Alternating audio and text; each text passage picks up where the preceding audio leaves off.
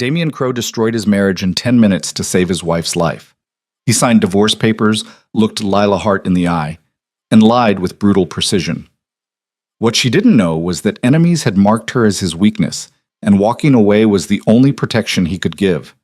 But 6 months later, across a crowded downtown street, Damian's carefully controlled world shattered when he saw Lila again, her hand resting protectively over her pregnant belly. The child he never knew existed, the woman he never stopped loving, and the truth that could no longer stay buried. If you're hooked, stay with me until the end of this story. Hit that like button and drop a comment telling me what city you're watching from. I want to see how far this story travels. The city of Blackport looked beautiful from 40 stories up, especially when you were about to destroy everything that mattered.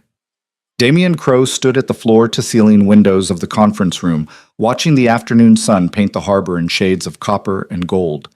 Behind him, the room was silent except for the whisper of expensive paper sliding across polished mahogany. He had orchestrated billion-dollar deals in this space, dismantled rival operations with nothing but words and willpower, built an empire that made grown men nervous. But nothing, absolutely nothing, had prepared him for what he was about to do. "Damian?" Lila's voice cut through his thoughts like a blade wrapped in silk. He turned slowly, deliberately, letting his face settle into the mask he'd perfected over 38 years of surviving in a world that ate the weak for breakfast. The woman sitting at the conference table was small-framed and delicate-looking, with dark hair pulled back in a simple ponytail and eyes the color of good whiskey. She wore jeans and a cream sweater, completely out of place in this temple of power and money, and that was exactly what he had always loved about her. Lila Hart had never tried to fit into his world. She had simply existed in it, like light finding its way through cracks. "I'm sorry," Damian said, and even to his own ears his voice sounded like gravel scraping across ice. "I know this seems sudden." Lila's eyes searched his face with an intensity that made his chest tighten. 3 years of marriage, and she could still read him better than anyone had a right to. Almost better. Because if she could truly see inside his head right now, she would know that every word coming out of his mouth was a carefully constructed lie designed to push her away. "Sudden," Lila repeated softly.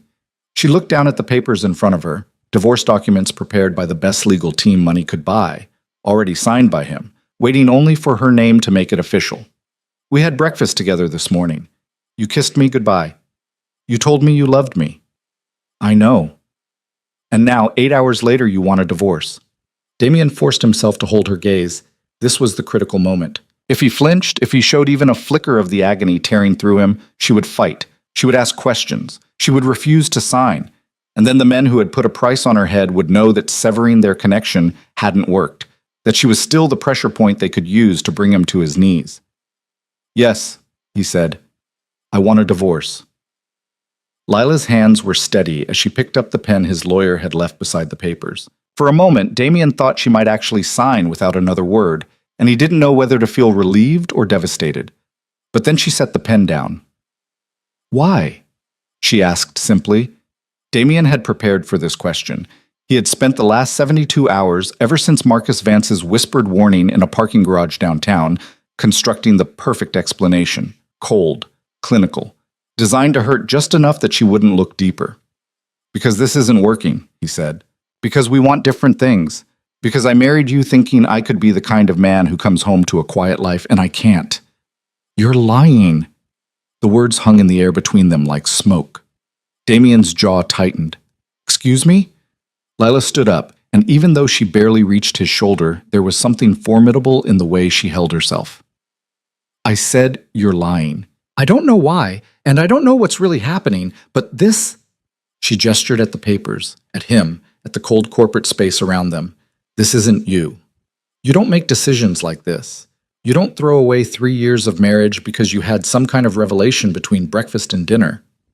People change, Lila. Not like this. Not you." For a fraction of a second, Damian wanted to tell her everything. He wanted to explain that 2 nights ago, he'd discovered that Victor Castellano, a man whose criminal network made Damian's business dealings look like a charity operation, had obtained photographs of Lila. The Castellano had people tracking her movements, documenting her routines, building a profile of the woman Damian Crowe loved. That Marcus Vance, the closest thing Damian had to a friend in this brutal world, had risked his own neck to deliver a warning. They know she's your weakness. They're going to use her to control you, unless she isn't your wife anymore. But telling her would defeat the entire purpose. If Lila knew the truth, she would refuse to leave. She would insist they face the danger together, and that was exactly the kind of thinking that would get her killed. Believe what you want, Damien said, turning back to the window. The papers are on the table. Sign them or don't. Either way, we're done. He heard her sharp intake of breath, felt the temperature in the room drop about 20 degrees. When she spoke again, her voice was barely above a whisper. Is there someone else? No. Then look at me and tell me you don't love me anymore. Damien's reflection in the glass showed a man with steel gray eyes and a face that had forgotten how to show weakness. He had built his entire life on the principle that emotion was liability, that love was a weapon people used against you. He had broken that rule exactly once, when he married Lila Hart, a bookstore manager with no connection to his world, no understanding of the darkness he moved through, and now that single moment of vulnerability was about to cost him everything. He turned to face her. I don't love you anymore, he said. The lie burned like acid on his tongue. Lila's face went pale, but she didn't cry. She didn't scream or throw the papers at him or collapse into the kind of emotional display he could have dismissed as weakness. Instead, she just looked at him with those whiskey-colored eyes that had seen through him from the very first day they met, and nodded slowly. Okay, she said quietly. Okay. She picked up the pen again. This time she didn't hesitate. Her signature flowed across the bottom of the page in smooth, elegant script, and Damien watched 3 years of marriage end in the time it took to write her name. When she finished, Lila set the pen down carefully and looked at him one last time. I hope whatever you're protecting me from is worth this, she said. Then she walked out of the conference room, her footsteps quiet on the expensive carpet, and Damien Crowe stood alone in the golden afternoon light, wondering if he had just made the biggest mistake of his life or the only choice that could keep her alive. The penthouse felt like a tomb. Damien poured himself 3 fingers of whiskey and stood at the window, looking out at Blackport's glittering skyline. The city he had conquered through a combination of ruthless intelligence and carefully calibrated violence spread out below him like a kingdom, and all he could think about was the way Lila's hand had trembled just slightly when she signed her name. His phone buzzed. Marcus Vance's name appeared on the screen. It's done, Damien said by way of greeting. I heard. Marcus's voice was carefully neutral. How'd she take it? How do you think? There was a pause. Then, you did the right thing, Damien. Castellano's people were watching her apartment. They had surveillance on the bookstore. If you'd waited another week, I know. Do you? Because you sound like a man who's about to do something stupid. Damien took a long drink of whiskey, letting the burn ground him. Marcus was right, of course. Marcus was always right when it came to the brutal mathematics of survival. They had served together in another life, before Damien built his empire, and Marcus became the kind of security consultant who made problems disappear. Marcus understood that, in their world, love was just another word for vulnerability. I'm not going to do anything, Damien said. She's safer this way. That's all that matters. Good, because Castellano's watching you closely. One wrong move, one sign that the divorce was just for show, and he'll know. And then everything you just sacrificed will be for nothing. Damien closed his eyes. I understand. I'll keep monitoring the situation. If anything changes, I said, I understand. Marcus was silent for a moment. When he spoke again, his voice was gentler. For what it's worth, I'm sorry. I know what she meant to you. Means, Damien thought, what she means to me. But he didn't correct his friend because past tense was safer. Past tense was the whole point. Thanks, Marcus, he said, and ended the call. He stood at the window for another hour, drinking whiskey and watching the city lights flicker on like stars. Somewhere out there, Lila was probably sitting in the small apartment she had kept even after they married, the one-bedroom place above the vintage record store where she had insisted on maintaining her independence. He could picture her curled up on her worn couch, maybe crying now that she was alone, maybe staring at the walls trying to make sense of what had just happened. The thought of her pain was almost unbearable, but the thought of her death was worse. Damien finished his drink and forced himself to walk away from the window. The penthouse stretched out around him, 5,000 square feet of marble and steel and expensive art that suddenly felt meaningless. Every room held memories of Lila. Her laughter in the kitchen when she burned dinner for the 3rd time in a week. Her voice reading poetry in the study while he worked. her sleepy smile in the morning when sunlight caught her hair just right. He had thought he could compartmentalize this, treat it like a business decision, execute the plan, accept the consequences, move forward. But standing in their bedroom, his bedroom now, looking at the empty space where her things used to be, Damien realized that some losses couldn't be managed or controlled. Some prices couldn't be calculated in advance. He had just destroyed the only good thing in his life to save it, and he had no idea if he would ever recover. 3 weeks later, Lila Hart discovered she was pregnant. She stood in the bathroom of her apartment, staring at the positive test in her hand, and felt the floor tilt beneath her feet. The timing was cruel in its precision. She had probably conceived just days before Damien signed the divorce papers. While he was planning how to end their marriage, her body was already creating the life they had made together. Lila sat down on the edge of the bathtub and tried to breathe. She had spent the last 3 weeks moving through life like a ghost, going to work at the bookstore, smiling at customers, organizing inventory, pretending that her entire world hadn't collapsed in a glass-walled conference room 40 stories above the city. Her friends had tried to reach out, offering comfort and wine and theories about what had happened, but Lila couldn't explain what she didn't understand herself. Because we want different things. Because I married you thinking I could be the kind of man who comes home to a quiet life. And I can't. I don't love you anymore. The words haunted her. Not because she believed them. She had meant what she said in that conference room about knowing he was lying, but because she couldn't figure out why. Damien was many things. Complicated, guarded, sometimes too controlled for his own good. But he wasn't cruel.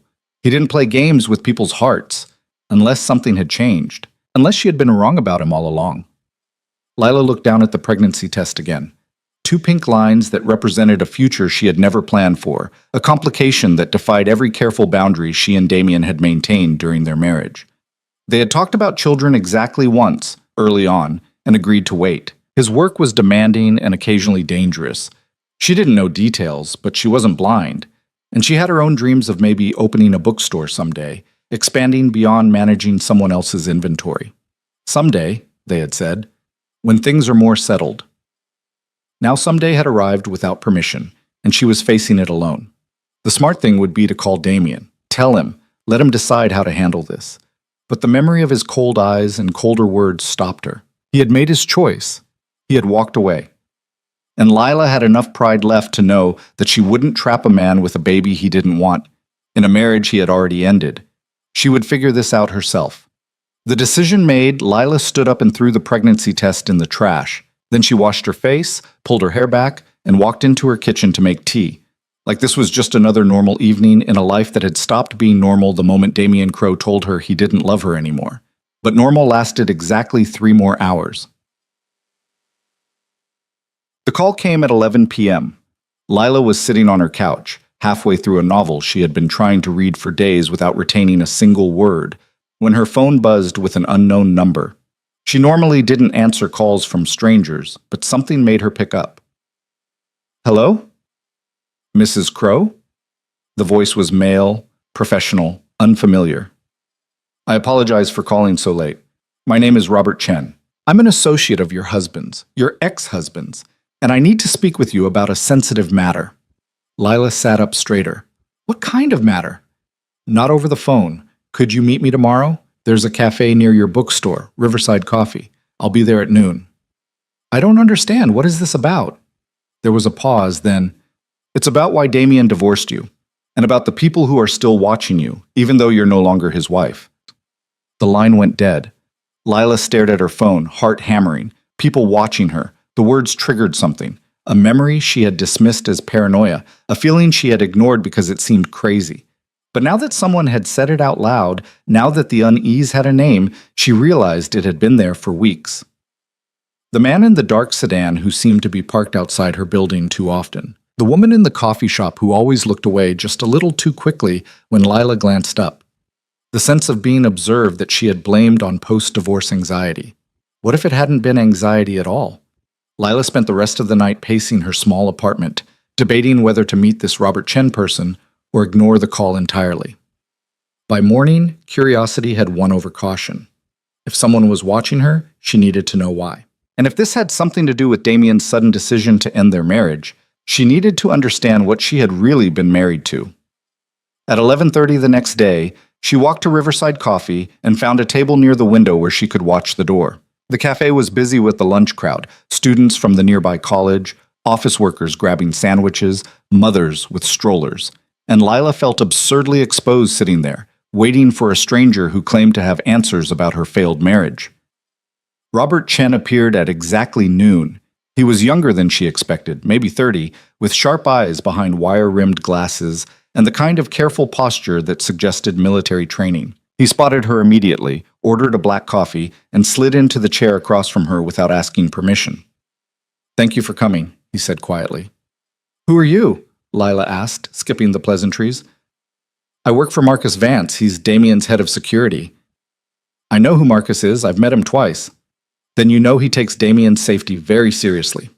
Robert took a sip of his coffee, eyes scanning the cafe in a way that made Lila's pulse quicken. "What you don't know is that 3 weeks ago, a man named Victor Castellano obtained detailed information about you.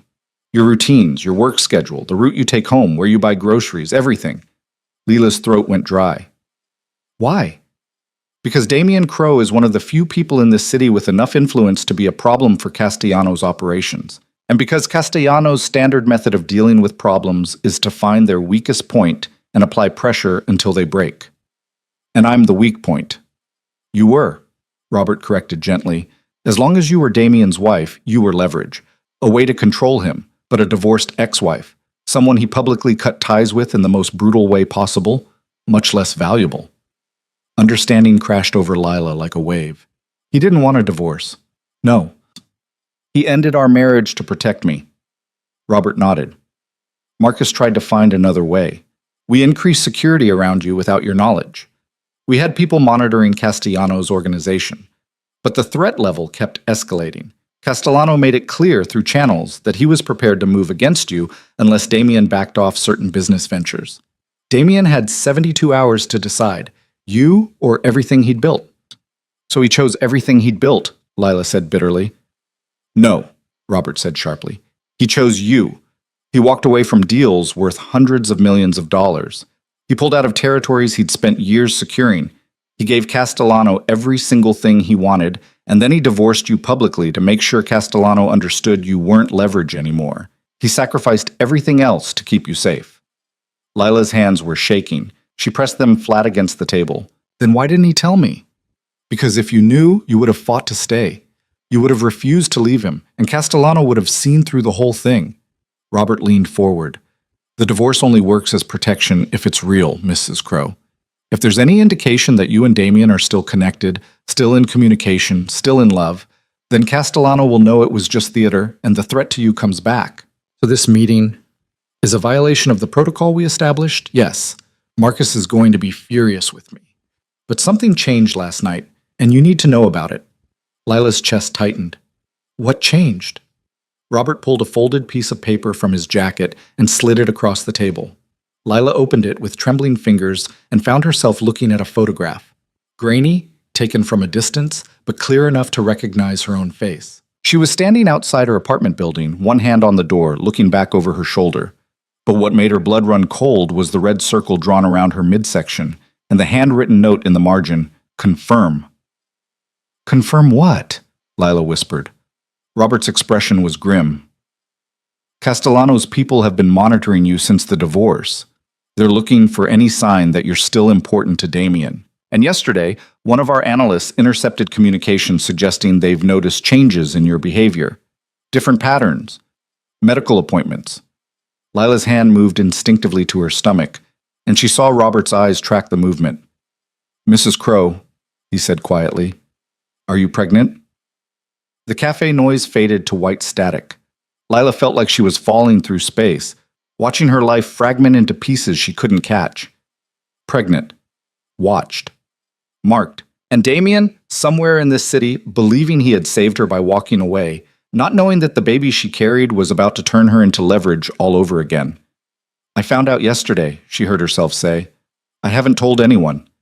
Robert closed his eyes briefly, and Lila saw genuine fear cross his face. "How far along?" "Maybe 3 weeks. I'm not sure." "You need to disappear. Today. Right now. We can set you up somewhere Castellano can't find you, somewhere safe, until we figure out how to handle this." "I'm not running."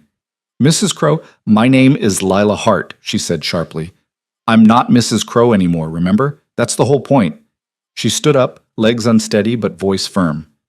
Thank you for the warning, but I'm not disappearing, and I'm not putting my life in the hands of Damien's security team. If I'm in danger, then Damien needs to know. And if you contact him, Castellano will know.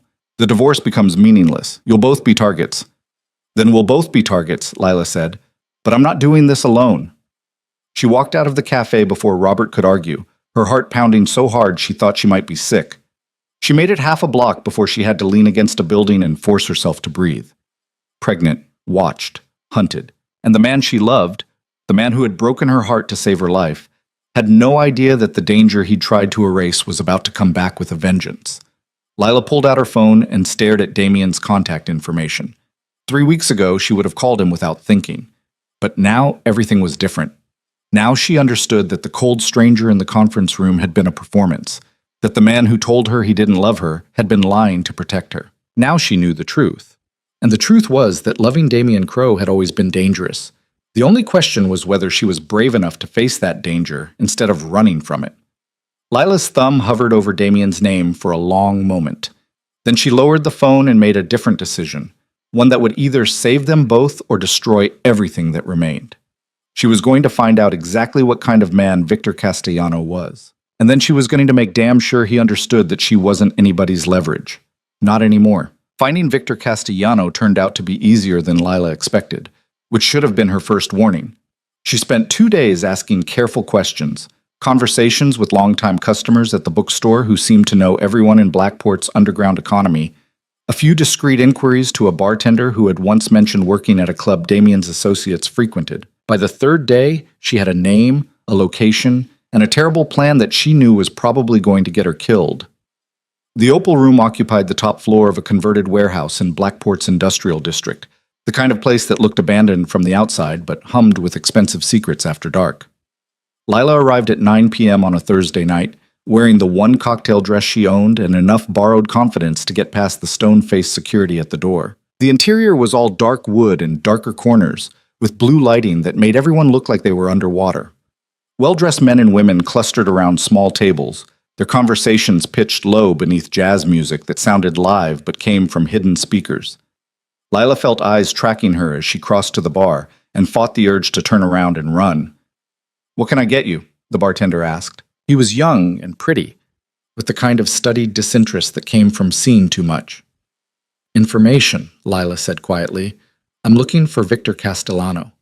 The bartender's expression didn't change, but something shifted in his eyes. "Never heard of him." "I think you have."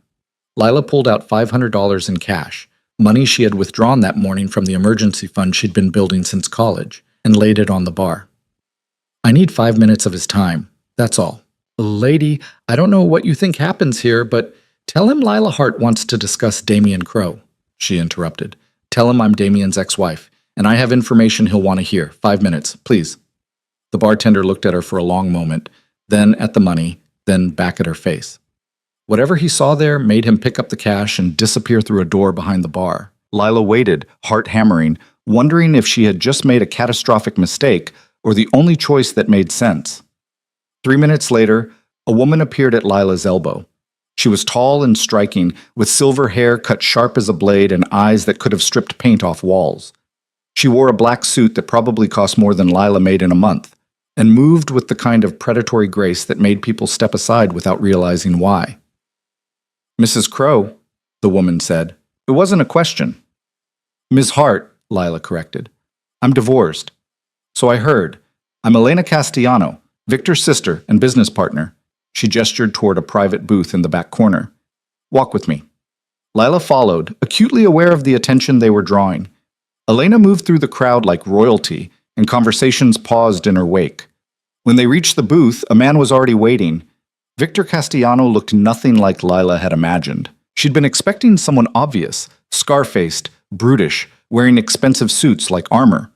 Instead, the man rising from the leather seat was lean and almost scholarly, with gray threading through dark hair and eyes that held the flat calculation of someone who viewed people as chess pieces. He wore a simple black sweater and jeans and smiled at Lila like they were old friends. "Ms. Hart," he said warmly, What an unexpected pleasure. Please sit. Lila slid into the booth across from him, Elena settling beside her brother with the casual intimacy of siblings who had survived things together. Up close, Victor's smile didn't quite reach his eyes, and Lila felt her throat tighten. I appreciate you seeing me, she managed. Of course. It's not every day that Damien Crow's ex-wife walks into my establishment and asks for a meeting. Victor tilted his head. Though I have to admit, I'm curious about what you think we have to discuss. I want you to stop watching me. The words came out steadier than Lila felt. Victor's expression didn't change, but Elena's eyes narrowed slightly. I'm afraid I don't know what you mean, Victor said mildly. Yes, you do. Lila forced herself to hold his gaze. I know you had people following me, taking photographs, documenting my life. I know you used me as leverage against Damien, and I know that's why he divorced me. To take away your power over him. Fascinating theory, Victor murmured. And you came here to tell me this because it worked. The divorce was real. Damien doesn't love me anymore, and I don't want anything to do with him or his world. So there's no point in your people continuing to monitor me. I'm not leverage. I'm just someone trying to move on with my life. Victor studied her for a long moment, and Lila had the unsettling sense of being dissected by that calm gaze. Then he leaned back and laughed, a genuine sound that somehow made the air feel colder. You're either incredibly brave or incredibly stupid, he said. I haven't decided which. Does it matter? It does, actually, because brave people are dangerous and stupid people are liabilities. He laced his fingers together on the table. Let me tell you what I think, Ms. Hart. I think Damien Crow is one of the most ruthless, calculating men I've ever encountered. I think he built an empire by being 3 steps ahead of everyone else and never showing weakness. And I think that when I started applying pressure to his operations, he realized the quickest way to make me stop was to remove the one piece I could use against him. Me, Lila said quietly. You, Victor agreed. The sweet, innocent bookstore manager who had no idea what kind of man she married. The perfect pressure point. He paused. Except here's what's interesting. After the divorce, I had my people continue monitoring you just to make sure the separation was genuine. And do you know what they found? Lila's hands were ice cold in her lap. What? That you're not quite as innocent as everyone thinks, that you've been asking questions about me, making inquiries, and that you're pregnant with Damien Crow's child. The booth seemed to tilt. Lila opened her mouth, but no sound came out. Elena leaned forward, eyes sharp. You thought we wouldn't notice? The medical appointments? The changes in your behavior? We've been watching you for months, Ms. Hart. We know everything. Then you know the baby doesn't change anything, Lila said, finding her voice. Damien doesn't want me. He made that very clear. This child is my responsibility, not his. Victor's smile widened. You're lying. Not about the pregnancy, that's real enough. But about Damien not wanting you. I've seen the surveillance footage from the divorce. I watched a man destroy himself to push you away. That's not indifference, Ms. Hart. That's love. You're wrong. Am I? Victor stood up, and despite his average height, there was something towering in his presence. Here's what's going to happen. You're going to go home and continue your life exactly as you have been.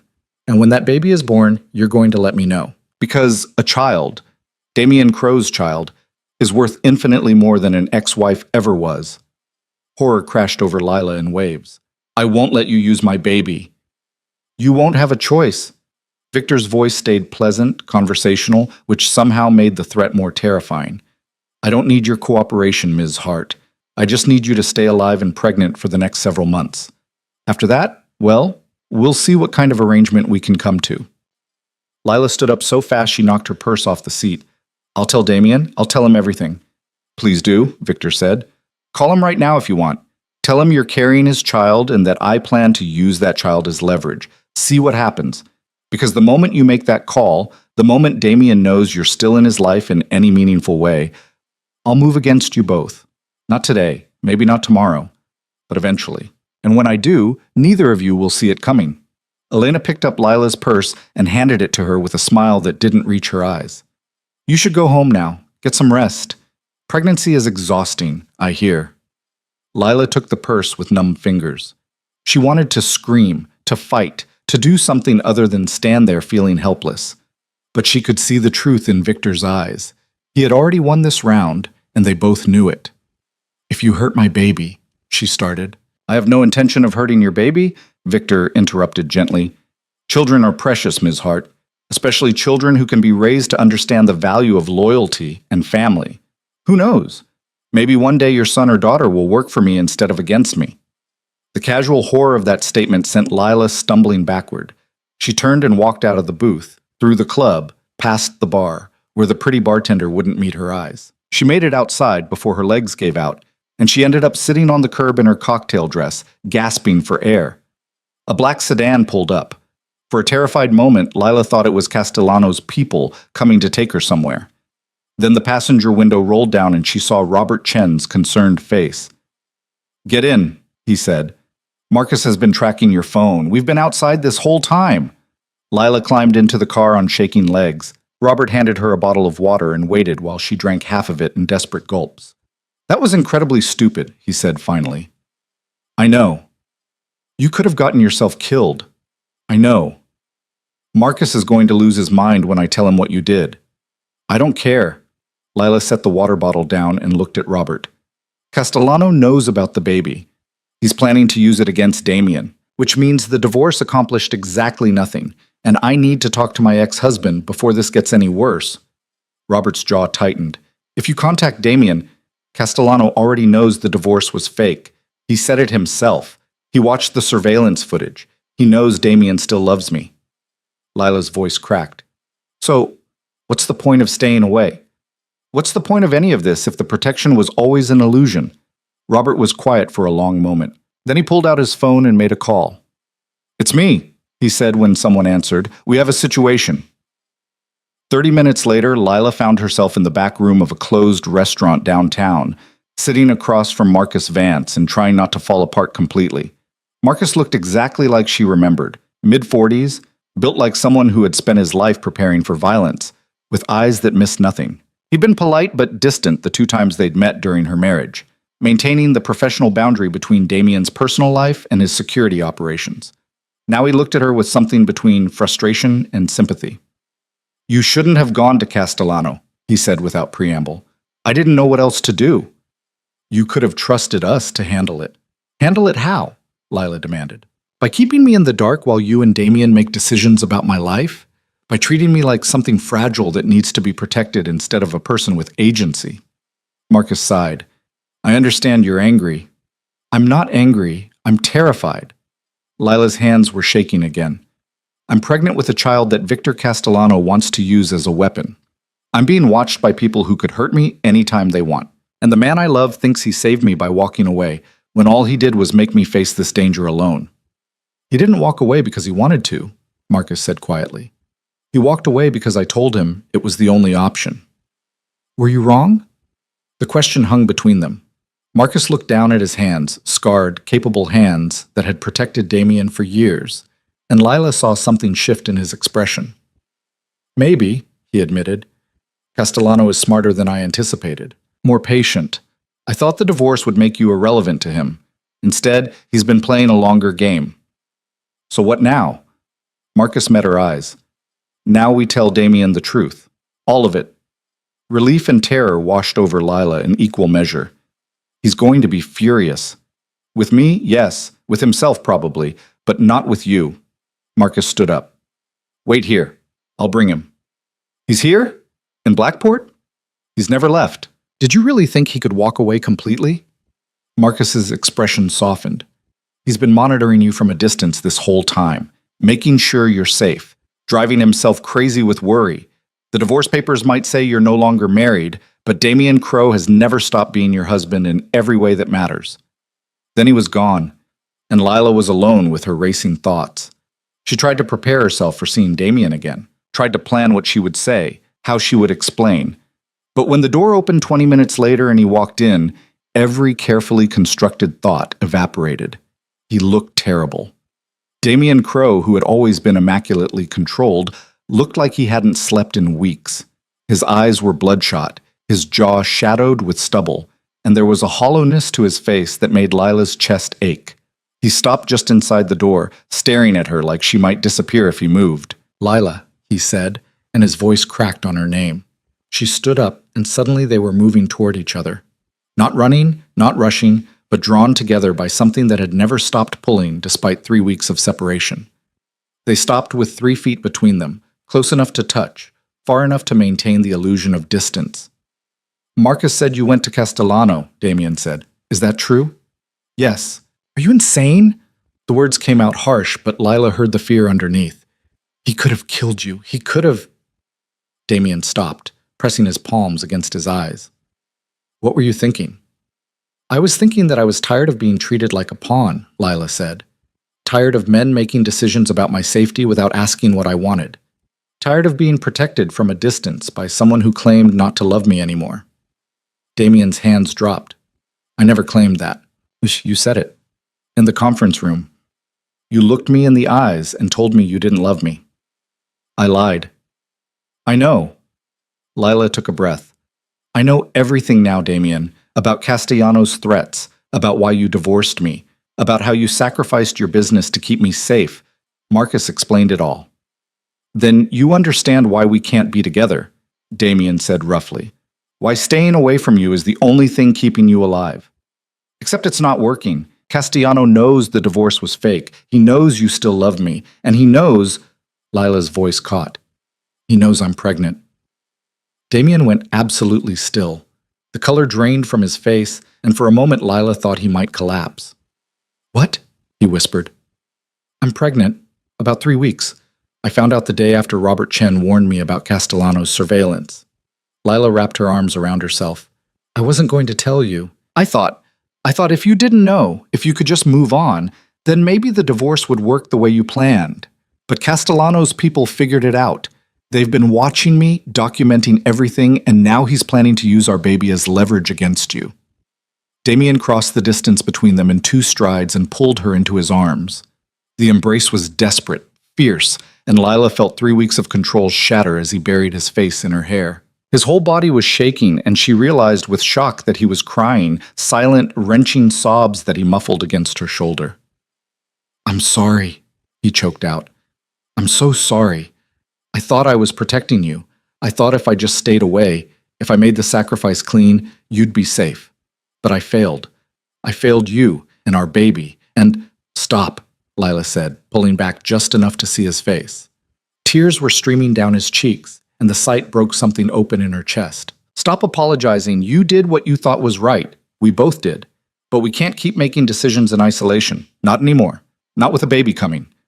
Damien cupped her face in his hands, thumbs brushing away tears she hadn't realized she was crying.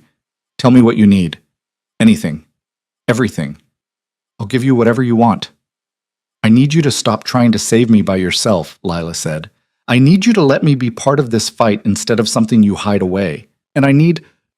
Her voice broke. I need you to tell me that you love me, not as a strategy or a performance, but as the truth. I love you, Damien said immediately. I have loved you every single day since the moment we met. Divorcing you nearly destroyed me. Watching you walk out of that conference room was the hardest thing I've ever done. And knowing you've been carrying our child while I stayed away, thinking I was protecting you, he pressed his forehead against hers. I love you, Lila Hart. I never stopped. I never will. Lila kissed him then, pouring 3 weeks of pain and longing into the connection. Damien kissed her back like he was drowning, and she was air, his hands gentle on her face despite the intensity of his grip. When they finally broke apart, both breathing hard, the world felt simultaneously more dangerous and more right than it had in weeks. So what now? Lila whispered. How do we fight someone like Castellano? Together, Damien said. No more secrets, no more protecting you by pushing you away. We face this as partners. The door opened, and Marcus walked in with Robert Chen and another man Lila didn't recognize.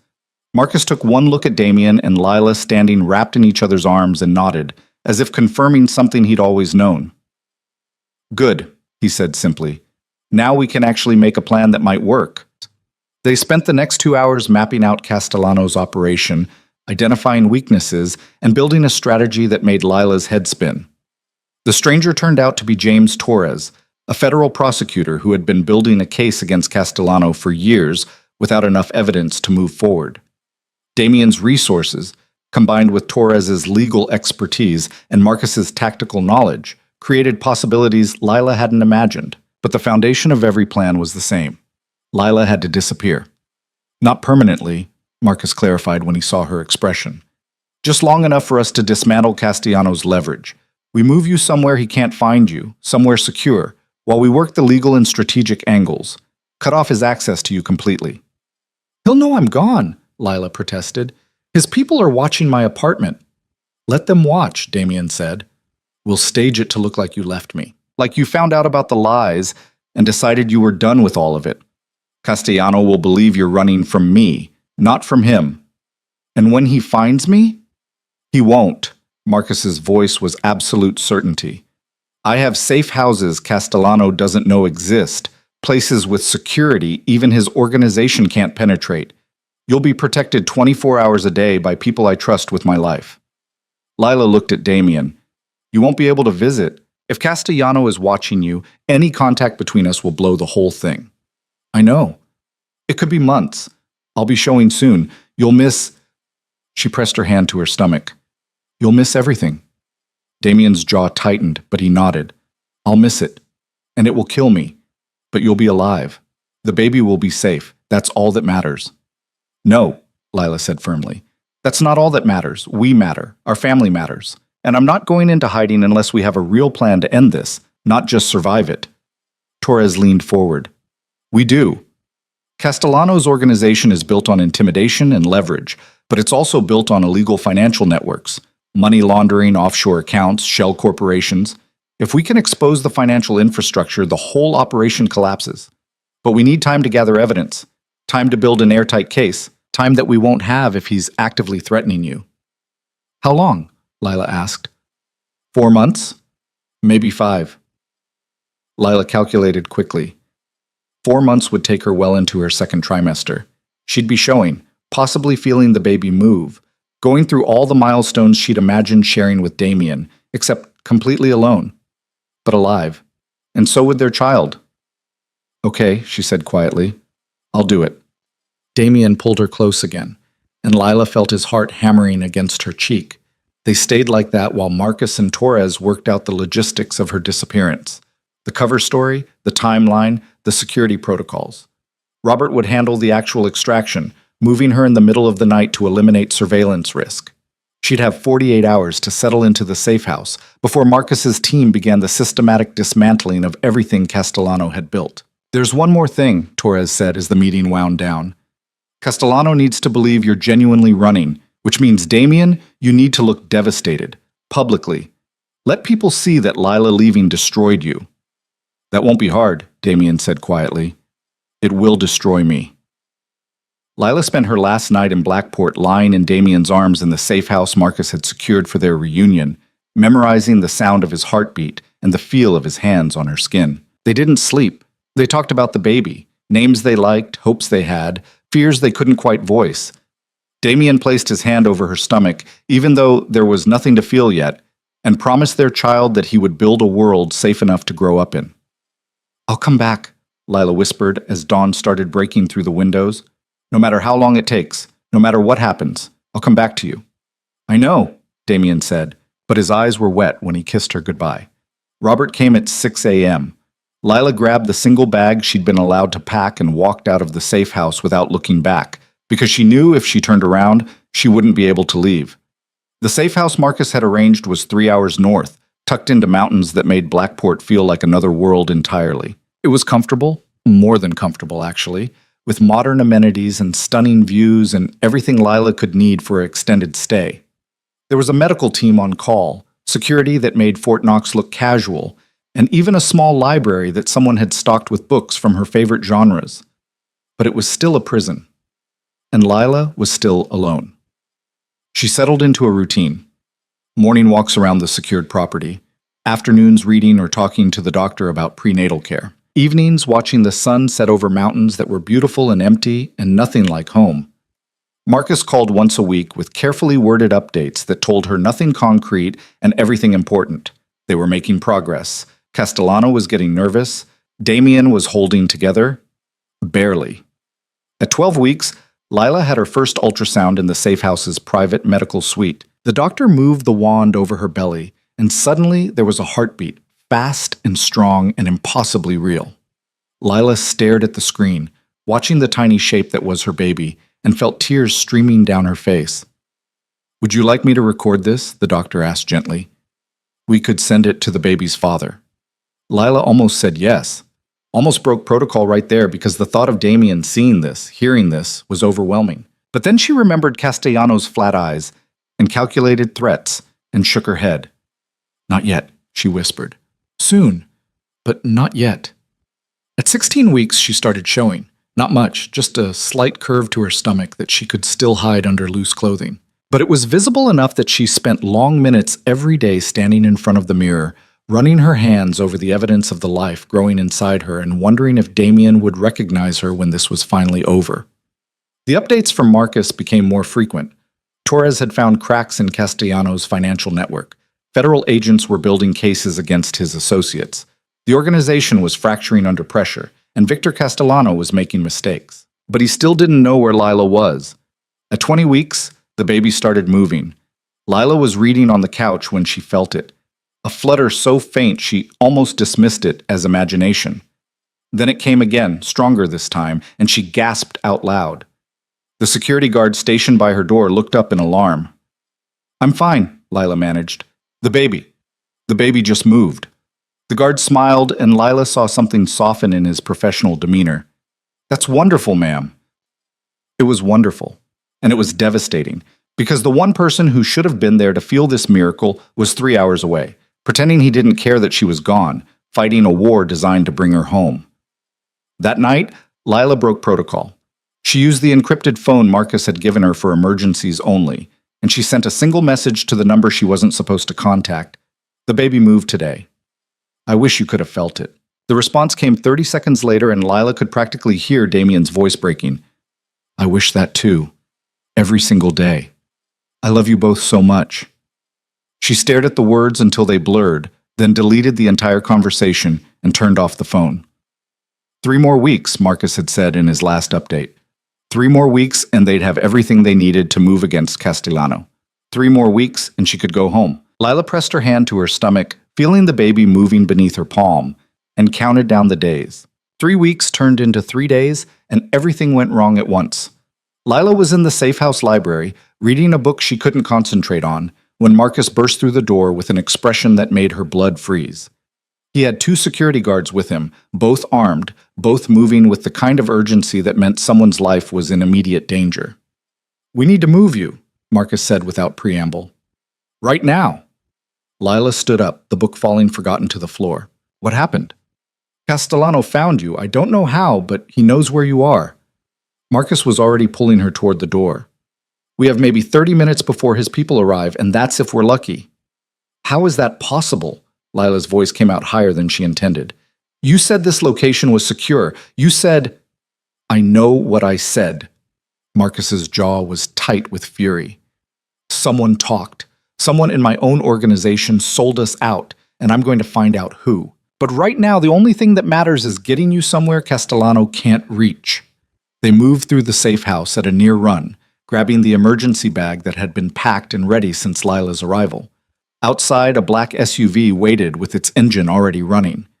Marcus practically lifted Lila into the back seat, then climbed in beside her as the driver peeled out of the driveway with enough force to throw them both against the seats. "Where are we going?" Lila asked, one hand pressed protectively over her stomach. "Blackport." "That's insane. Castellano owns half of Blackport. You said bringing me back there would be suicide." "It would have been, but things have changed." Marcus pulled out his phone and made a call. "We're mobile. ETA, 90 minutes. Is Damien ready?" He listened for a moment, then his expression hardened. "I don't care if he's ready or not. Tell him his wife is coming home and we're going to end this tonight." The drive back to Blackport was the longest 90 minutes of Lila's life.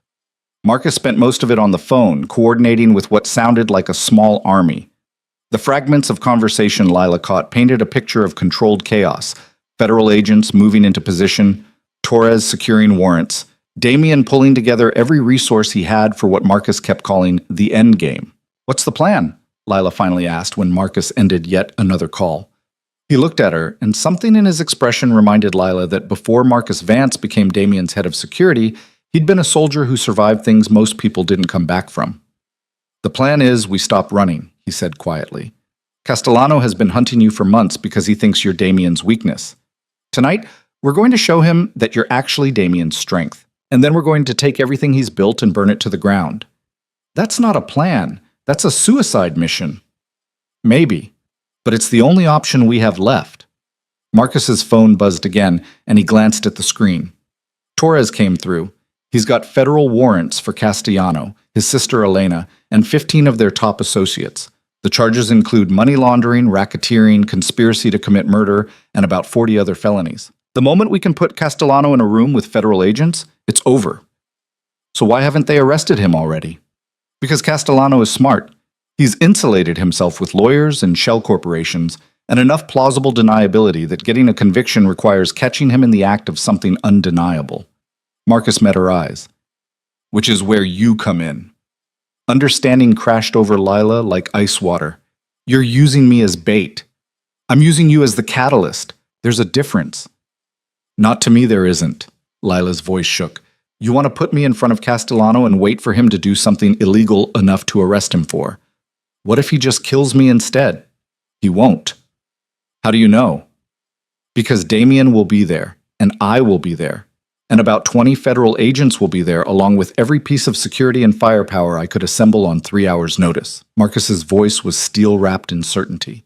Castellano is going to make a move tonight. We're just going to make sure it's the last move he ever makes as a free man. They reached Blackport as the sun was setting, painting the city in shades of amber and shadow.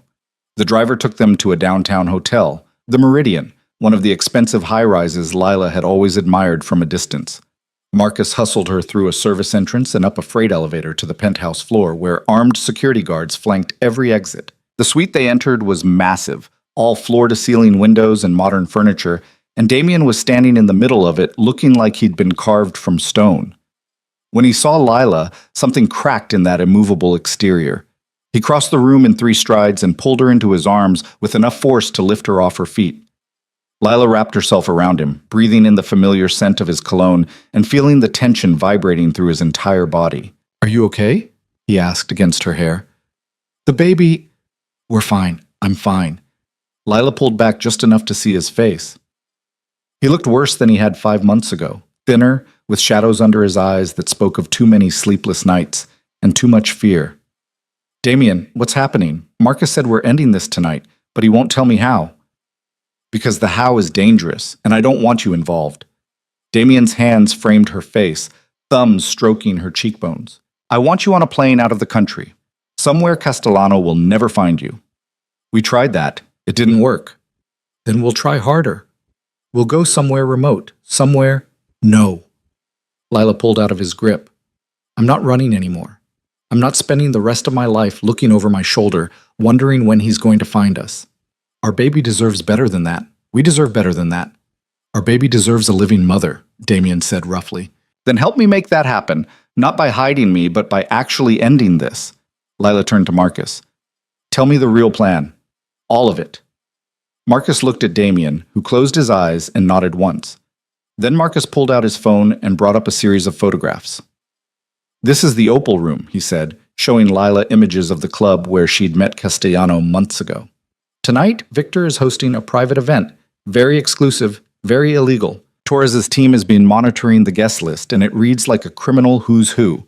Drug suppliers, money launderers, corrupt officials. If we can get federal agents inside during the event, we can take down Castellano's entire network in one move." "But you need a reason to raid the club," Lila said slowly. "We need probable cause," Marcus corrected. "Something that justifies immediate law enforcement action. And the easiest way to get that is if Castellano makes a direct threat against you in a way that federal agents can witness. So I walk into the club and what? Hope he threatens to kill me in front of witnesses? Not hope. Guarantee." Damien's voice was cold enough to freeze blood. "Castellano is obsessed with control, with proving he's smarter than everyone else. If you show up tonight, visibly pregnant with my child, after months of successfully hiding from him, it will enrage him. He'll want to reassert his power, make it clear that you're still his leverage. And when he does, federal agents move in," Lila finished. "They arrest him for conspiracy, threatening a witness, whatever charge sticks. And Torres uses that arrest to execute the warrants for the financial crimes. Exactly. Lila looked between Damien and Marcus, seeing the careful way they were both watching her. You're leaving something out. What's the catch? Damien's jaw tightened. The catch is that Castellano is unpredictable. We can't control exactly how he'll react to seeing you. He might make threats. He might try to have you grabbed by his security. He might... His voice broke. He might do something violent before we can stop him. Which is why you'll be wearing a wire, Marcus added quickly. Audio and video broadcasting to federal agents positioned throughout the building. The moment Castellano says or does anything actionable, they move in. You won't be alone for more than 60 seconds. 60 seconds is a long time when someone wants to hurt you, Lila said quietly. I know, which is why I'm begging you not to do this. Damien took her hands in his, and Lila felt them trembling. Let me find another way. Give me more time.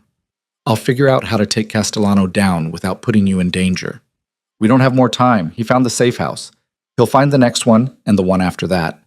Lila squeezed his hands. I'm doing this, Damien, not because I want to, but because it's the only way to end this and give our baby a future without looking over our shoulder forever. I can't lose you, Damien whispered. I can't watch you walk into danger and not be able to protect you. You will protect me. You and Marcus and every federal agent Torres has waiting. Lila pulled him close, pressing her forehead against his. Have faith in the plan. Have faith in us. 2 hours later, Lila stood in front of a hotel mirror while a federal tech specialist attached surveillance equipment to her body.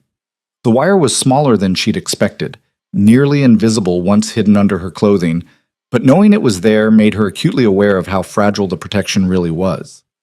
The video camera was built into a pendant necklace, aimed to capture whatever she was looking at. Test, the tech said. Say something.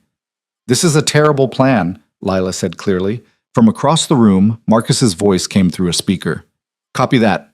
Audio is perfect. Lila, the video feed is coming through clean. We'll have eyes on you the entire time. Damien appeared in the mirror behind her. He'd changed into a dark suit that made him look dangerous and controlled, every inch the powerful man who'd built an empire through ruthless intelligence. But his eyes, when they met hers in the reflection, were full of fear. You don't have to do this, he said one more time. Yes, I do. Lila turned to face him. Tell me what happens after. After Castellano is arrested and the federal agents move in. What happens to us? We go somewhere safe, somewhere far from Blackport and everything associated with this life. Damien's hand settled on her shoulders. I'm done with this world, Lila. Done with the power plays and the violence and the constant danger. I'm going to sell every business, liquidate every asset that's connected to criminal activity, and we're going to start over. Somewhere quiet. Somewhere our child can grow up without ever knowing what their father used to be. What about who you are? You built all of this. It's part of you. You're part of me, Damien said fiercely. You and our baby. Everything else is just noise. He pressed a kiss to her forehead. After tonight, I'm choosing you, permanently, completely. No more sacrifices. No more distance. Just us. The words should have been comforting. Instead, they felt like a promise made on the edge of a cliff. At 10 p.m., a car took Lila to the Opal Room.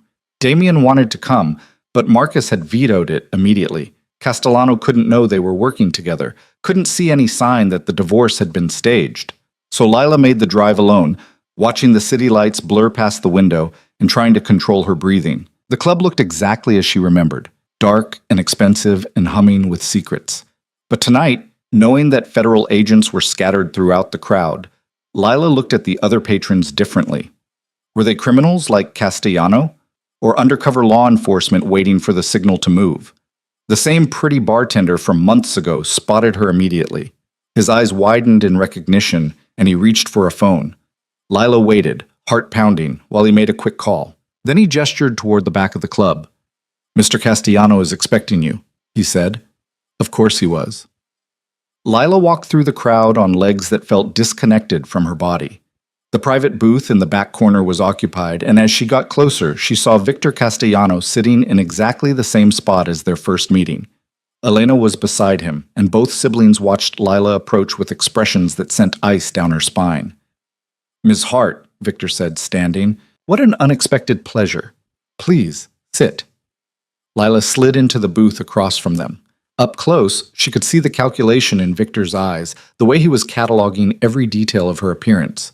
His gaze dropped to her stomach, visible now under the fitted dress Marcus had insisted she wear, and something shifted in his expression. "You've been busy," he said mildly.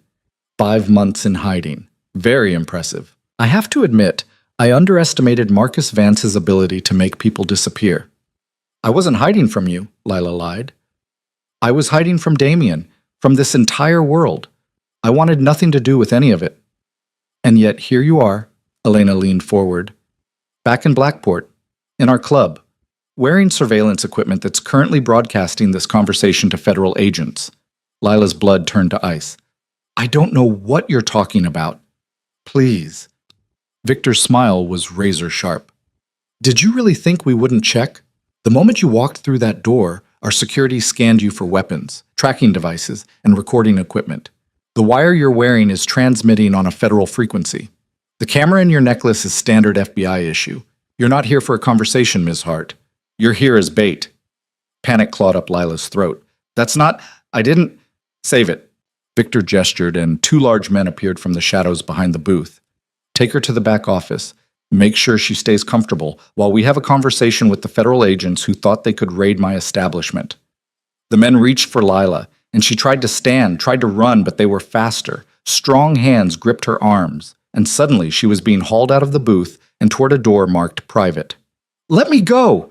Lila struggled and felt the wire shift under her clothing. "You can't... This is assault. This is kidnapping." "This is a private business owner removing a trespasser," Elena said calmly, following them. "The federal agents can try to make it something else, but by the time they get a warrant to search the private areas of this club, you'll be long gone."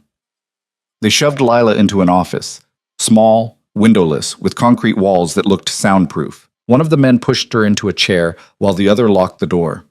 Elena stood over her, arms crossed. "Here's what's going to happen," Elena said. "We're going to wait until the federal agents realize their bait has been compromised. Then we're going to negotiate. They leave my brother alone, drop whatever charges they think they can make stick, and we return you unharmed. Everyone goes home happy." "They won't negotiate with you," Lila said, trying to sound braver than she felt. "You're going to federal prison no matter what." "Maybe. But you'll be dead long before that happens." Elena pulled out a gun, small, efficient, terrifying, and set it on the desk. "I don't particularly want to kill a pregnant woman. It's messy and morally complicated. But I will if the alternative is spending the rest of my life in a cell. So I suggest you pray that your federal friends are more interested in your safety than in arresting my brother." The door burst open. Marcus Vance came through it like a force of nature. Moving so fast, Lila barely tracked the motion. He had the first guard down in seconds, then turned on the second with brutal efficiency. Elena reached for the gun, but Marcus was faster. He kicked it off the desk and had Elena pinned against the wall before she could blink. "Federal agents are sweeping the building right now," Marcus said, his voice deadly calm. "Castellano is in custody. Your security team is in custody. Every single person in this club who's part of your operation is going to federal prison. It's over, Elena." "Where's Lila?" Damien's voice came from the doorway, and then he was there, scanning the room until his eyes found her.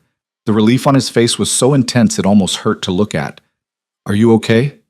Did they hurt you?" "I'm fine," Lila managed. "They knew about the wire. They knew everything." "Because we let them know," Marcus said. He pulled out handcuffs and secured Elena efficiently. "The wire you found was the decoy, Miss Castellano. The real surveillance equipment has been broadcasting from Lila's shoes this entire time. We have every word you said on record, including multiple threats and an attempted kidnapping." Elena's face went white. "That's entrapment." "That's evidence." Marcus hauled her to her feet. "And it's more than enough to put you away for 20 years. More federal agents poured into the room, taking custody of Elena and the guards. One of them, a woman in her 50s with sharp eyes and the unmistakable bearing of someone in charge, approached Lila. "Ms. Hart, I'm Agent Sarah Chen. Are you injured? Do you need medical attention?" "I'm okay," Lila said, though she was shaking so hard her teeth chattered. "The baby?" "We have paramedics standing by. They'll check you out and make sure everything's fine." Agent Chen's expression softened. "You were very brave tonight." The testimony and evidence you helped us gather is going to take down one of the most dangerous criminal organizations on the East Coast. Damien helped Lila to her feet, keeping one arm wrapped protectively around her waist. What happens now? Now we process arrests, secure evidence, and begin building the prosecution's case. Agent Chen gestured toward the door. You're free to go. We'll need Ms. Hart to give a formal statement tomorrow, but tonight, get her somewhere safe and let her rest. They left the Opal room through a side exit, avoiding the chaos of federal agents and arrested criminals filling the main club. Outside, the night air felt impossibly clean after the stale atmosphere of the office. Lila took a deep breath and felt the adrenaline finally start to drain from her system. It's really over? She asked. It's really over, Marcus confirmed. Castellano is going to spend the rest of his life in federal prison. His organization is dismantled. And you, he looked at Damien, you're finally free. Damien pulled Lila closer. We're free. The drive back to the hotel passed in a blur of exhaustion and relief. By the time they reached the penthouse suite, Lila could barely keep her eyes open. The paramedics were waiting, and they checked her vital signs and did a quick ultrasound that confirmed the baby was fine. Heartbeat strong, no signs of distress. You should rest, the lead paramedic said. The stress you've been under isn't good for the pregnancy. Take it easy for the next few days. After everyone left, Lila found herself alone with Damien for the first time in 5 months. They stood in the middle of the suite, looking at each other, and suddenly everything that had been held back by fear and distance came flooding through. Damien moved first, crossing to her and dropping to his knees. He pressed his face against her stomach, arms wrapping around her waist, and Lila felt wetness seeping through her dress. I'm sorry, he whispered. I'm so sorry for everything. For the divorce, for the lies, for making you face danger alone. I thought I was protecting you, but all I did was hurt you. Lila ran her fingers through his hair. You did protect me. Maybe not the way either of us wanted, but you kept me alive. You kept our baby safe. That's what matters. I missed so much. Damien's voice cracked. 5 months of your pregnancy, feeling the baby move, all of it. I'll never get that time back. No, Lila agreed. But you're here now, and we have the rest of our lives to make new memories. Damien stood up and kissed her, soft at first, then deeper, with 5 months of longing poured into the connection. When they finally broke apart, both breathing hard, he rested his forehead against hers. Marry me again, he said, not because of danger or protection or strategy, just because I love you and I want to spend every day for the rest of my life proving it. We're already married, Lila pointed out, smiling despite the tears streaming down her face. The divorce went through. Legally, we're strangers. Damien pulled a small box from his pocket and opened it, revealing a ring that caught the light like captured stars. So marry me again, this time with no secrets, no lies, just us choosing each other because we can't imagine a future any other way. Lila looked at the ring, then at Damien's face, exhausted and hopeful and more vulnerable than she'd ever seen him. Yes, she whispered. Yes, I'll marry you again. He slipped the ring onto her finger, and it fit perfectly. Then he kissed her again, and Lila felt the last pieces of fear finally start to dissolve. Later, lying in bed with Damien's hand resting on her stomach and the baby moving beneath his palm, Lila allowed herself to believe that maybe, finally, they were safe.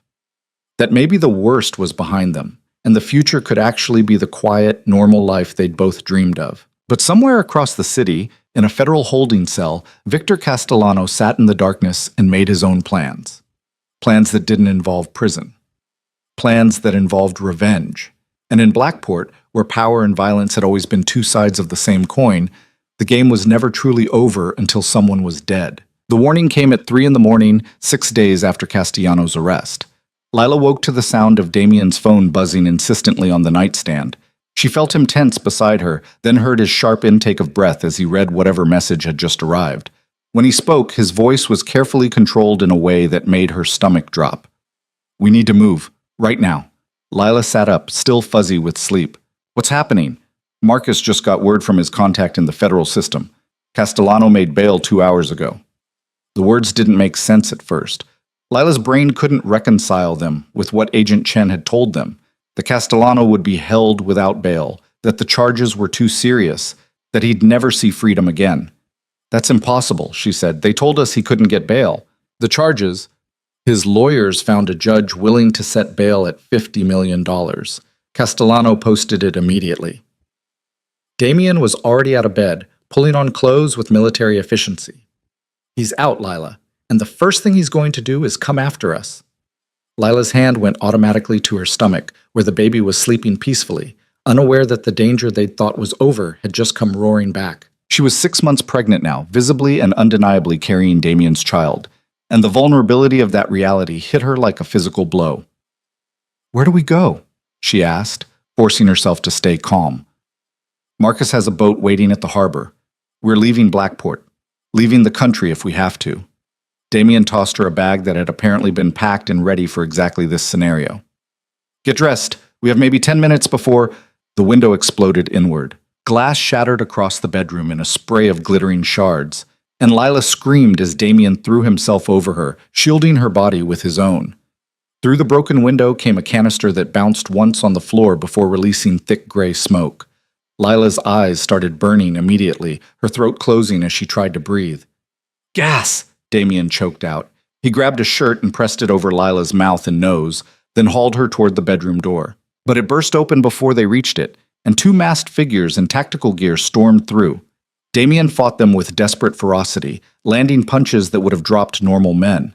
But these weren't normal men. They moved with professional precision, and within seconds they had Damien pinned against the wall while a third figure entered the room. Victor Castellano pulled off his mask and smiled. "Good evening," he said pleasantly, as if they were meeting for drinks instead of a home invasion. "I hope I'm not interrupting anything important."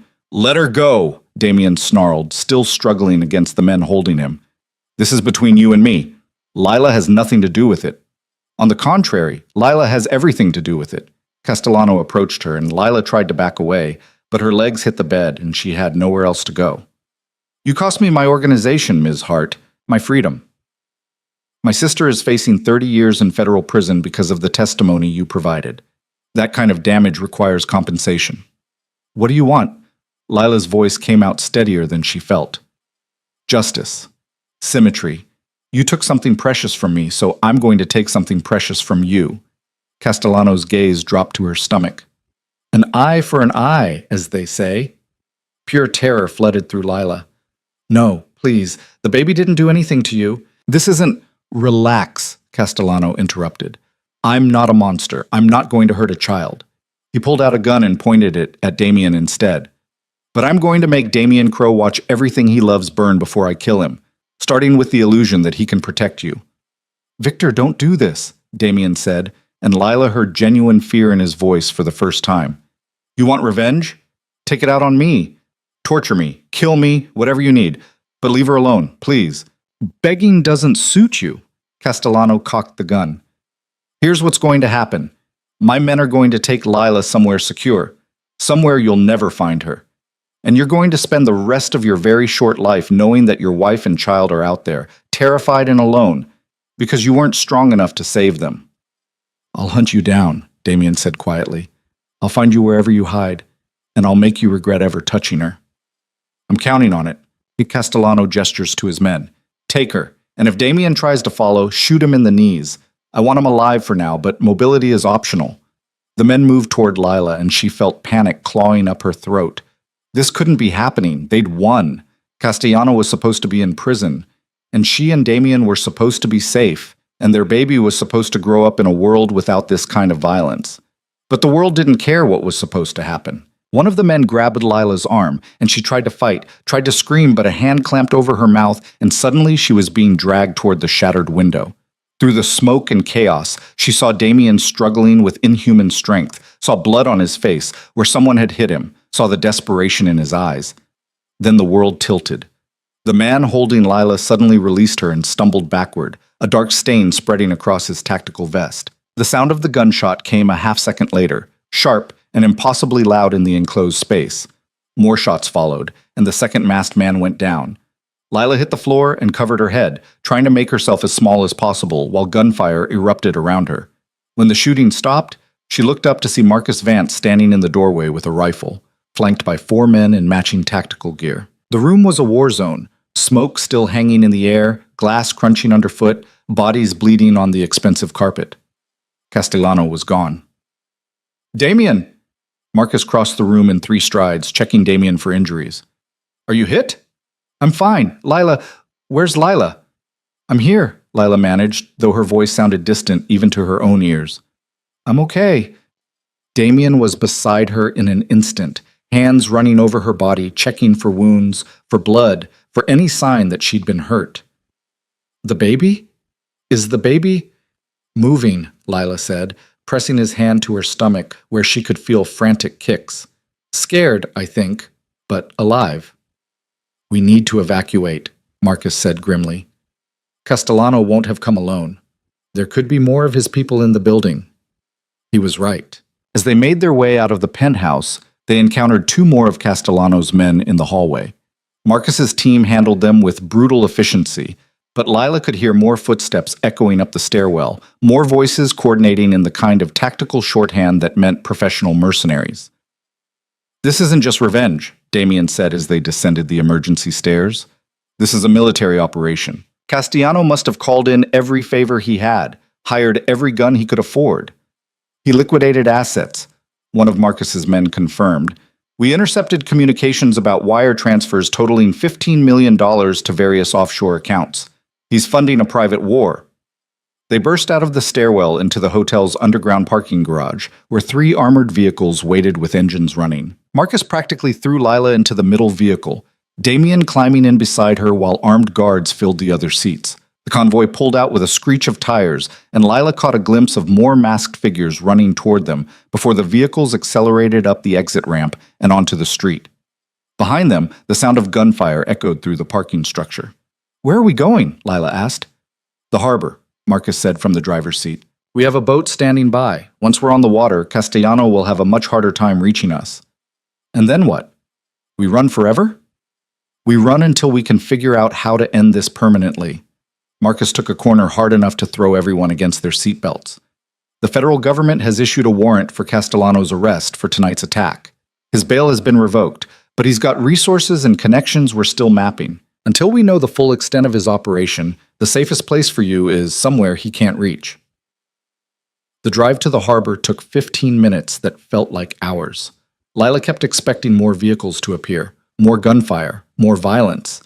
But they made it to the docks without further incident, pulling up beside a sleek yacht that looked more like a small ship. This is yours? Lila asked as Marcus hustled them up the gangway. It's borrowed from someone who owes Damien a favor. Marcus waited until they were on deck, then signaled the crew to cast off. It's got enough fuel to reach international waters, and from there we can go anywhere. Europe, South America, Asia, your choice. The yacht's engines rumbled to life, and Lila felt the deck shift beneath her feet as they pulled away from the dock. Blackport's skyline receded behind them, the city lights reflecting off dark water, and she had the surreal thought that this might be the last time she ever saw the place where her life had completely fallen apart and somehow found meaning again. Damien led her below deck to a cabin that was surprisingly luxurious, wood paneling and soft lighting, and a bed that looked impossibly inviting after the chaos of the night. He sat her down and knelt in front of her, hands on her knees, eyes searching her face. Are you really okay? He asked quietly. I don't know, Lila admitted. I thought we were safe. I thought it was over. I know, I did too. Damien's expression was raw with guilt. I'm sorry. I should have planned for this. Should have known Castellano would find a way out. You're not psychic. None of us could have predicted this. Lila took his face in her hands. But we need to talk about what happens next. Because I can't do this anymore, Damien. I can't keep running and hiding and waiting for the next attack. Our baby is going to be born in 3 months. I need stability, safety, a future that isn't constantly under threat. I know, and I'm going to give you that. Damien's voice was steel wrapped in determination. I'm going to end this. Not by running, not by hiding, but by making sure Victor Castellano can never hurt us again. How? I don't know yet, but I'll figure it out. He pressed a kiss to her forehead. Get some rest. We'll be in international waters in a few hours, and then we can make a real plan. Lila wanted to argue, wanted to demand answers and strategies and guarantees, but exhaustion was pulling at her like a physical weight, and the baby was finally settling down after the chaos. She let Damien help her into bed, felt him lie down beside her, and closed her eyes. She woke to voices arguing above deck. Lila checked her phone. She'd been asleep for almost 3 hours. The yacht was moving steadily, the engine's vibration a constant presence beneath her. She could hear Damien and Marcus talking, their voices raised in the kind of argument that meant fundamental disagreement. Quietly, she climbed out of bed and made her way up to the deck. Dawn was breaking over the ocean, painting the water in shades of pink and gold. Damien and Marcus stood near the helm, and both turned when they heard her footsteps. "I thought you were sleeping," Damien said. "I was. Until you two started fighting loud enough to wake the dead." Lila crossed her arms. "What's going on?" Marcus and Damien exchanged a look. Then Damien sighed. "Marcus wants to keep running. Head to South America, set you up somewhere remote. Wait for Castellano to make a mistake we can exploit." "And you don't agree?" "No, because Castellano isn't going to make a mistake. He's too smart, too careful. He'll keep coming after us, and eventually he'll find us. Maybe in 6 months, maybe in 6 years, but eventually." Damien's jaw tightened. "I want to go back to Blackport." "That's insane," Lila said. "It's the only way. Castellano expects us to run, so that's where he'll focus his resources. If we go back, if we face him on ground we know with resources we control, we have a chance." "A chance to get killed," Marcus interjected. "Damien, I understand the impulse, but Lila is 6 months pregnant. She needs protection, not a war zone." "I need this to end," Lila said quietly. Both men looked at her. "Marcus, I appreciate everything you've done to keep us safe. But Damien's right. We can't run forever. And I don't want our child born on a yacht in the middle of the ocean, or in some remote compound where we're prisoners of our own fear. If we go back, Castellano will move against you immediately," Marcus warned. "Then we move first." Damien pulled out his phone and brought up a map. "I've been thinking about this for the last 3 hours. Castellano's strength is in the shadows. Intimidation, leverage, violence that happens behind closed doors. But what if we drag him into the light? What if we make it impossible for him to hurt us without destroying himself in the process?" "I'm listening," Marcus said carefully. "We go public, not just with the federal charges, but with everything, the threats, the attacks, the attempted kidnapping. We hold a press conference and tell the entire city exactly what Victor Castellano has done and why. We make Lila the most visible person in Blackport. Interviews, social media, constant public appearances. Castellano can't touch her without the whole world watching." "That puts a target on her back," Marcus said. "The target's already there. This way, at least we control the narrative." Damien looked at Lila. "But it means no more privacy, no more quiet life. Every moment would be documented, shared, turned into ammunition against Castellano." Lila thought about it. Thought about spending the next 3 months of her pregnancy in front of cameras, telling strangers about the most traumatic experiences of her life. Thought about raising a child in the public eye, with every milestone and moment captured and broadcast. Then she thought about the alternative. Years of running, of hiding, of never knowing when Castellano might finally catch up to them. "Let's do it," she said. "Let's burn his empire to the ground using nothing but the truth." Marcus was quiet for a long moment. Then he nodded slowly. "Okay. If we're doing this, we do it right. I'll start making calls. We'll need media contacts, legal advisors, security that can handle the publicity. And we'll need to move fast before Castellano realizes what we're planning." They turned the yacht around. The trip back to Blackport took 6 hours, and Lila spent most of it on the phone with James Torres, the federal prosecutor who had built the case against Castellano. Torres was initially skeptical of the plan, but as Damien laid out the strategy, she heard the prosecutor's tone shift from doubt to calculation. "It could work," Torres admitted. "If you can keep Lila safe long enough to get the story out, the public pressure alone might force Castellano into making mistakes. And every threat he makes, every move he attempts, becomes more evidence for the prosecution." "How do we keep her safe?" Lila asked on speaker so everyone could hear. "We turn her into a fortress. Round-the-clock security, public appearances only in controlled environments, every movement documented and broadcast. Castellano would have to be suicidal to try anything." "He might be," Damien said quietly. "He's already facing life in prison. He might decide that revenge is worth dying for." "Then we make sure he doesn't get the chance." Torres paused. "I can have federal agents assigned to Lila's protection detail. Official, on-the-record protection that Castellano would have to go through the government to reach. Combined with your private security, it should be enough." The plan solidified over the next few hours. Torres would arrange a press conference for the following day, giving them time to prepare Lila's statement, and coordinate security. Marcus would handle the logistics, venue, transportation, media access, and Damien would use every contact and connection he had to ensure the story reached as wide an audience as possible. They docked in Blackport as the sun was setting, painting the harbor in shades of amber and red. Lila stepped off the yacht expecting to feel fear, but instead she felt something closer to determination. This was her city, her home, and she was done letting Victor Castellano make her afraid of it. The safe house Marcus had arranged was different from the others, a downtown loft with floor-to-ceiling windows and visibility from the street. The point wasn't to hide anymore. The point was to be seen. That night, Lila sat at a desk and wrote out everything that had happened, every threat, every moment of fear, every time Castellano had tried to use her as a weapon against Damien. The words poured out of her in a torrent, and by the time she finished, she had 15 pages of single-spaced testimony that read like a thriller novel, except every word was true. Damien read it over her shoulder, his hand resting on hers. "This is going to change everything," he said quietly. "I know. People will judge you, question you. Some will call you a liar, say you're seeking attention or money or revenge. I know that too." Lila looked up at him. "But some people will believe me, and those people will put pressure on the system to actually hold Castellano accountable. That's worth the judgment." The press conference was scheduled for 2 p.m. the following day, in the ballroom of the Meridian Hotel, where this whole nightmare had started 6 months ago. Torres had contacted every major news outlet in the region, and by morning, the media attention was overwhelming. Camera crews lined up outside the hotel. Reporters shouted questions at Lila as Marcus's security team escorted her inside. Social media was already buzzing with speculation. In a private room before the conference, a makeup artist tried to cover the shadows under Lila's eyes while Torres went over the statement one more time. "Stick to the facts," he advised.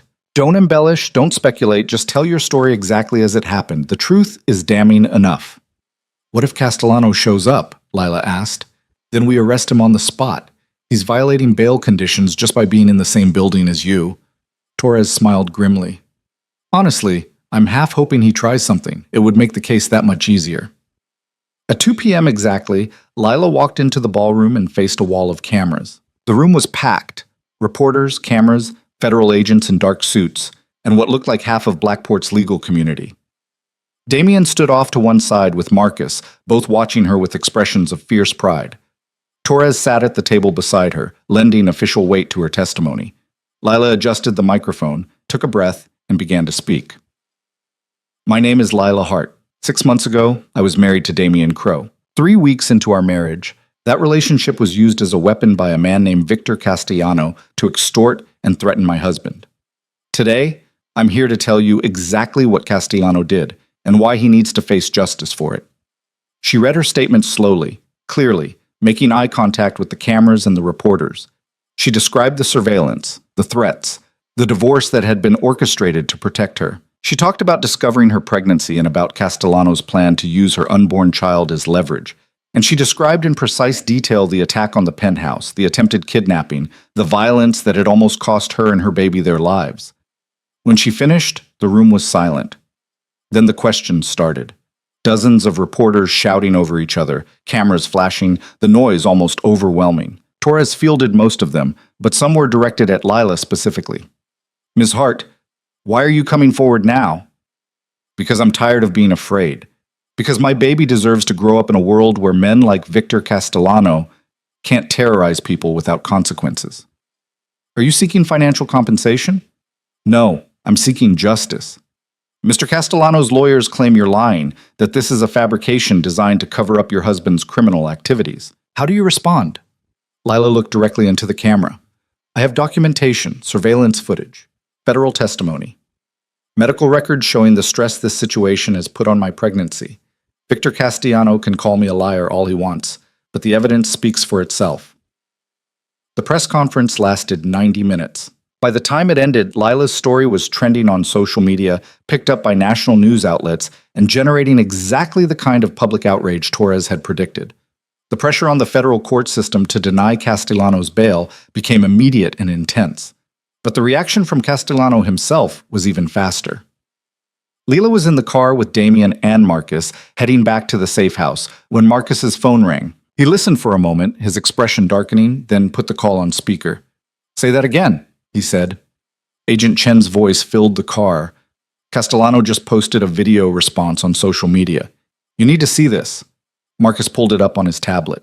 The video showed Victor Castellanos sitting in what looked like an expensive office, dressed in a suit, looking calm and reasonable and completely unthreatening. "I've been watching Ms. Hart's press conference with great interest," he said to the camera, "and I have to admit she's an excellent storyteller. The problem is, that's all it is. A story.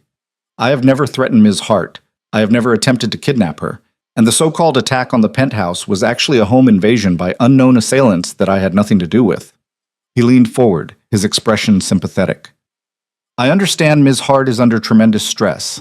Pregnancy is difficult, especially when you're estranged from your partner. It's natural to want someone to blame for that pain, but making false accusations against innocent people isn't the answer. I hope she gets the help she needs." The video ended. Lila stared at the screen, feeling fury rise in her chest. "He's calling me crazy, making it seem like I invented everything because I'm an unstable pregnant woman." "He's playing to his base," Torres said through the phone. "People who want to believe that wealthy men don't do these things. People who are predisposed to doubt women's testimony." "Will it work?" Damien asked. "For some people, yes, but not for everyone. And more importantly, not for the federal prosecutors who have actual evidence." Torres paused. "Castellano just made a mistake. By denying everything publicly, he's locked himself into a narrative. When we prove he's lying, and we will prove it, the backlash will be devastating." The car pulled up to the safe house, and Marcus hustled them inside. But as Lila crossed the threshold, she had the distinct feeling that they'd just crossed a different kind of line. The war between them and Castellano was no longer happening in shadows. It was public now, playing out on cameras and social media and in the court of public opinion. And Lila had no idea who would win. The public battle lasted 3 weeks, and it was brutal. Castellano's legal team launched a coordinated media campaign painting Lila as an unstable woman seeking attention and money. They produced witnesses who claimed she had been seen arguing with Damien in public during their marriage, suggested her pregnancy was making her emotionally fragile, even hired a psychologist who had never met Lila to speculate on television about postpartum conditions that could cause delusions. But Torres and his team fought back harder. They released surveillance footage from the Opal Room showing Castellano's men grabbing Lila. They produced financial records proving Castellano had wired $15 million to known mercenaries. They had federal agents testify about the attack on the penthouse, complete with ballistics evidence and tactical analysis. Every lie Castellano told, they systematically dismantled with documentation and proof. And through it all, Lila remained visible. She did interviews from the safe house, always with her growing belly prominently displayed, speaking calmly and clearly about what had happened to her. She answered every question, no matter how hostile or invasive, with the kind of quiet strength that made even skeptics pause. And when Castellano's lawyers tried to paint her as a gold digger, she released her financial records showing she had never taken a single dollar from Damien beyond what she'd earned managing the bookstore. Public opinion began to shift. Social media campaigns sprang up supporting Lila, women sharing their own stories of being disbelieved, of having their credibility questioned because they dared to accuse powerful men. The hashtag Believe Lila trended for days. Protesters gathered outside the courthouse demanding Castellano's bail be revoked. The pressure became impossible to ignore. 2 weeks after Lila's press conference, a federal judge ruled that Castellano's bail was revoked due to new evidence of witness intimidation and continued criminal activity. Castellano was remanded to federal custody to await trial. Lila watched the news coverage from the safe house with Damien's arms around her, and for the first time in months, she let herself believe it might actually be over. But Victor Castellano had one final move to make. The message arrived on a Thursday afternoon, delivered to the safe house by a courier who disappeared before Marcus's security team could question him. It was a single envelope, expensive paper, addressed to Lila in elegant handwriting. Marcus wanted to have it tested for toxins before opening it, but Lila shook her head. If he wanted me dead, he wouldn't use poison. He'd want something more dramatic. She opened the envelope and pulled out a handwritten letter. Dear Lila, congratulations on your victory. You've successfully turned me into a villain in the public eye, destroyed my organization, and ensured I'll spend the rest of my life in a federal prison.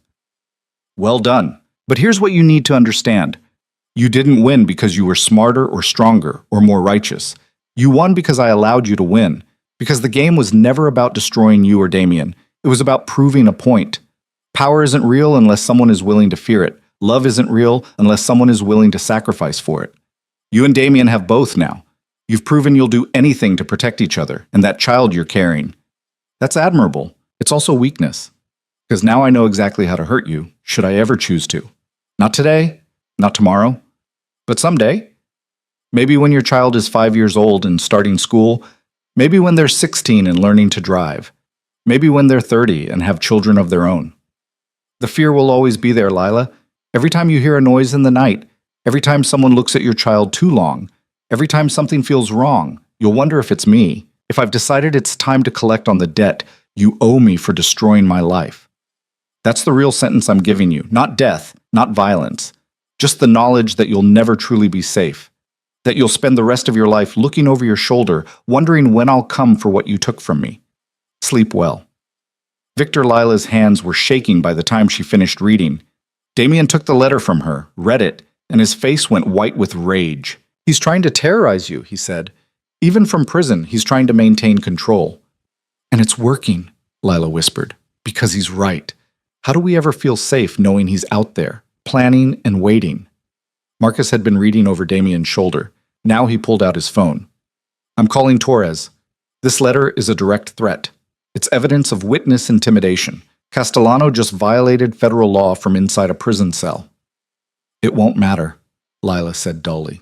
He's already going to prison for life. What are they going to do? Give him extra life sentences? The threat is still there. The fear is still real. Damien knelt in front of her, taking her face in his hands. Listen to me. Castellano is trying to win psychologically because he's lost every other way. But he's locked in a cell. He has no resources, no organization, no power beyond the words on that page. And those words only have power if we give it to them. How do we not give it to them? Lila asked. How do I not spend the rest of my life afraid for our child? By choosing not to, Damien said simply. By deciding that we're going to live our lives fully and completely without letting the ghost of Victor Castellano dictate our choices. By trusting that the security we've built, the legal protections we've established, and the public scrutiny on his case will keep us safe. And if he does come after us someday, then we'll handle it, together, the way we've handled everything else. Damien pressed his forehead against hers. I know you're scared. I'm scared too. But we can't let fear win, not after everything we've survived. Torres arrived an hour later with 2 federal agents. He read Castellano's letter with a grim expression, then looked at Lila. This is prosecutable, he said. Clear witness intimidation, written threat, evidence of ongoing criminal intent. I can have additional charges filed by tomorrow. Will it make a difference? Lila asked. Torres hesitated. Honestly, probably not in terms of his sentence. He's already facing multiple life sentences without parole. But it will create a record. Documentation that he's continuing to threaten you even from custody. If anything ever happens to you or your family, this letter becomes evidence of premeditation. That's not exactly comforting, Lila said. I know, but it's something. Torres sat down across from her. Bob. Hart, I've been a federal prosecutor for 15 years. I've put away dozens of men like Castellano. Men who think they're untouchable, who believe power gives them the right to hurt people. And I've learned that the best revenge against men like that isn't fear, it's living well. Building a life so full and happy and successful that their threats become irrelevant. How do I do that when I'm terrified every moment? Lila's voice cracked. You start small. You take one day at a time. You focus on the baby coming, on rebuilding your marriage, on creating the future you want instead of the one Castellano is trying to force on you. Torres smiled slightly. And you remember that he's locked in an 8x10 cell while you're free to live your life. That's the victory, Ms. Hart. Your freedom versus his cage. That night, lying in bed with Damien's hand on her stomach and the baby kicking beneath his palm, Lila made a decision. She was done letting Victor Castellano control her life, done giving his threats power, done living in fear of a future that might never come. I want to get married again, she said into the darkness. Damien shifted beside her. We're already engaged. I know, but I want to do it now, before the baby comes. I want to stand up in front of everyone we love and choose you publicly, completely, without any shadow of fear or strategy hanging over it. I want our child to be born into a family that's whole and committed and refuses to let darkness win. She felt Damien's smile against her hair. When? Next week. Something small and private. Just us and the people who matter. No press, no publicity, no using our love as a weapon against anyone. Just a wedding. I think that's the best idea you've ever had. They planned it in 6 days, a feat that would have been impossible without Marcus's organizational skills and the small army of people who owed Damien favors. The ceremony would take place at sunset on the roof of Marcus's building, with only 20 guests and a view of the harbor where this whole nightmare had started. Lila found a dress that accommodated her 7-month belly, simple white silk that made her feel beautiful instead of enormous. Damien wore a dark suit that made him look like the dangerous, powerful man he was, tempered by the soft way he looked at her. Marcus stood as best man, and a federal agent named Sarah Chen, who had protected Lila during the worst of the threats, stood as her maid of honor. The ceremony was nothing like their first wedding. No elaborate venue, no hundreds of guests, no pretense of a perfect fairy tale. Instead, it was raw and honest and intimate. When Damien said his vows, his voice broke on the words about choosing her every day, about building a life worth protecting. When Lila promised to love him through darkness and light, through fear and joy, she meant every syllable with her whole heart. They kissed as the sun set over Blackport, painting the sky in shades of gold and crimson, and Lila felt something shift inside her. The fear didn't disappear completely. She suspected it never would, but it lost some of its power. Because standing beside Damien, surrounded by people who had fought for them and protected them and believed in them, Lila realized that Castellano had been wrong about one thing. Love wasn't weakness, it was the strongest weapon they had. The reception was small and perfect. They ate good food and drank sparkling cider and danced to music that made Lila's heart full. Marcus gave a toast that started with humor and ended with genuine emotion, talking about how Damien had transformed from a man who trusted no one to someone who had built a family worth dying for. Sarah Chen spoke about Lila's courage, her refusal to be intimidated, her strength in the face of impossible odds. And when it was over, when the guests had left and the caterers had cleaned up, Damien and Lila stood alone on the roof watching the city lights flicker like earthbound stars. "Are you happy?" Damien asked quietly. Lila pressed close to his side, one hand on her belly where the baby was doing what felt like gymnastics.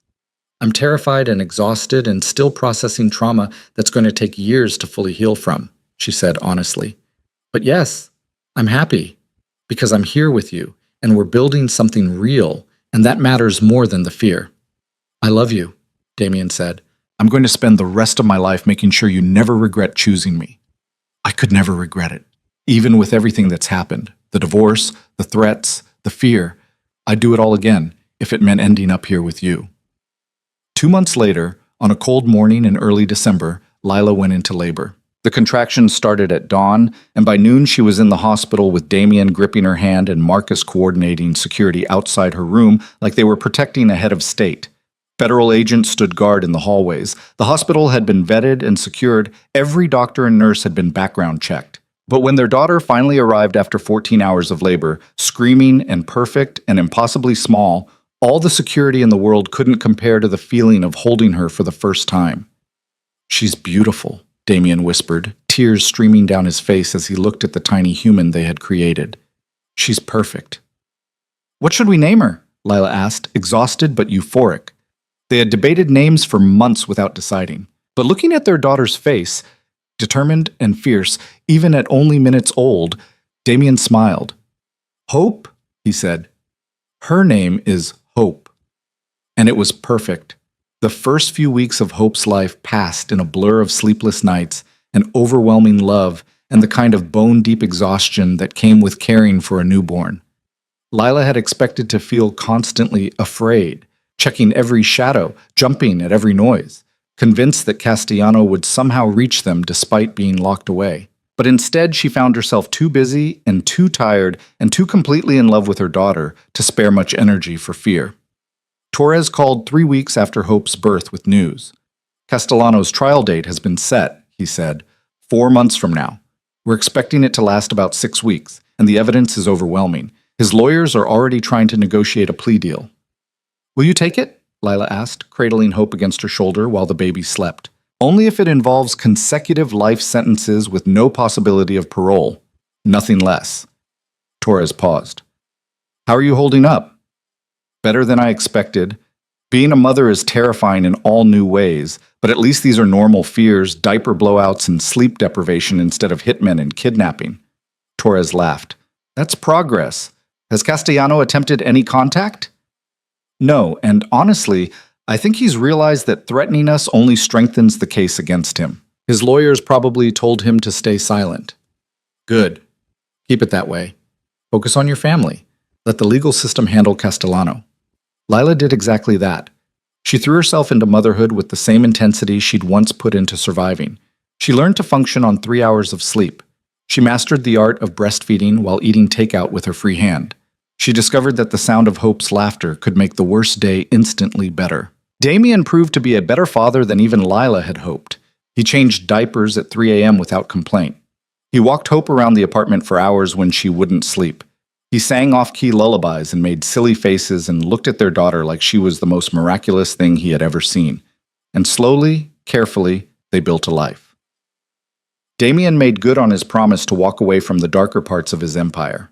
He sold off the businesses with questionable connections, liquidated assets tied to criminal networks, and redirected his resources toward legitimate ventures. It took months and cost him a significant portion of his wealth, but he did it without hesitation. Money isn't worth anything if we can't enjoy it safely, he said, when Lila questioned whether he was giving up too much. Hope deserves parents who don't have to look over their shoulders. This is how we give her that. 6 months after Hope's birth, Torres called again. The trial ended yesterday, he said. The jury deliberated for 4 hours. Victor Castellano was found guilty on all counts: racketeering, money laundering, conspiracy to commit murder, witness intimidation, and about 30 other felonies. The judge will formally sentence him next week, but we're looking at multiple life sentences without possibility of parole. Lila felt something release in her chest. Tension she'd been carrying so long she'd forgotten it was there. It's really over? It's really over. Castellano will spend the rest of his life in a maximum security federal prison. Elena got 25 years. Their entire organization has been dismantled. You're safe, Ms. Hart. You and your family are finally, truly safe. That night, Lila told Damien the news while they put Hope to bed. Their daughter had just started sleeping through the night, a miracle that felt almost as significant as Castellano's conviction. They stood over her crib watching her sleep, this tiny, perfect human who had no idea how much darkness had surrounded her arrival. What do we do now? Lila asked quietly. We live, Damien said simply. We raise our daughter. We build the life we want instead of the one we had to survive. We choose happiness. It sounds almost too simple. Maybe it is simple. Maybe we just made it complicated by letting fear control us. Damien pulled her close. I spent years believing that power and control were the only things that mattered, that showing weakness would destroy me. But you taught me that loving someone completely, trusting them with your whole heart, that's not weakness. That's the bravest thing anyone can do. You taught me the same thing, Lila said. I thought love meant finding someone safe and predictable. Instead, I found you, dangerous and complicated and completely wrong for me on paper, and it turned out to be exactly right. They stood there for a long time, watching their daughter sleep and listening to the quiet sounds of the city outside. Somewhere in a federal prison, Victor Castellano was beginning the first night of a life sentence.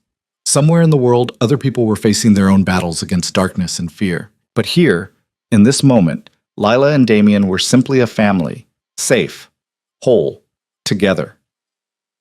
A year after Hope's birth, Damien surprised Lila with a gift, a small bookstore in downtown Blackport, completely renovated and ready to open. It was the dream she'd mentioned once in passing during their first year of marriage, before everything fell apart. I know you loved managing books, Damien said as he handed her the keys. I thought maybe you'd enjoy owning them too. No pressure, no timeline. But it's here if you want it. Lila walked through the empty store, running her hands over the shelves, imagining them filled with stories and possibilities. It's perfect, she said, but I can't run it alone, not with Hope. So don't run it alone. Hire people, build a team. Make it whatever you want it to be. Damien smiled. I'll handle Hope during your work hours. I've gotten pretty good at the dad thing. 3 months later, Hart's Books opened to a crowd of customers who had followed Lila's story and wanted to support her new beginning. She stocked the shelves with her favorite genres, romance and mystery and thrillers that ended with hope instead of despair. She hired 2 employees who loved books as much as she did, and she created a space that felt safe and welcoming and completely removed from the darkness that had once threatened to consume her life. On the bookstore's first anniversary, a package arrived. It was delivered by regular mail, and at first Lila thought it might be a gift from a customer. But when she opened it, she found a single photograph inside, a picture of Hope playing in the park, taken from a distance, with a note written in familiar handwriting. "Beautiful child. Congratulations on everything you've built. See you in 20 years. Lila's hands started shaking. She recognized the handwriting immediately. Victor Castellanos' elegant script. But how? He was in maximum security. He had no contact with the outside world beyond monitored phone calls and supervised visits. She called Torres immediately. The prosecutor arrived at the bookstore within an hour, along with federal agents who secured the photograph and note as evidence. Torres's expression was grim as he examined them.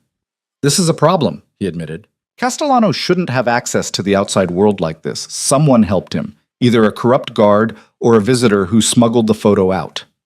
"What does it mean?" Lila asked, though she already knew. "Is he threatening Hope?" Technically, the note doesn't contain an explicit threat, but combined with the unauthorized photograph, it's clearly meant to intimidate you. Torres pulled out his phone. "I'm going to have federal investigators look into how this happened. Anyone who helped Castellanos send this is going to face serious charges." "That doesn't help me feel safe," Lila said. "If he can get someone to photograph my daughter and deliver it here, what else can he do from prison?" "Nothing," Damien said firmly. He'd arrived at the bookstore the moment Lila called, and now he stood beside her with that look of controlled fury she recognized from their worst moments. "He can send photographs and notes and try to make us afraid, but he can't actually touch us. The photo was taken in a public park with dozens of witnesses. Hope was never in danger."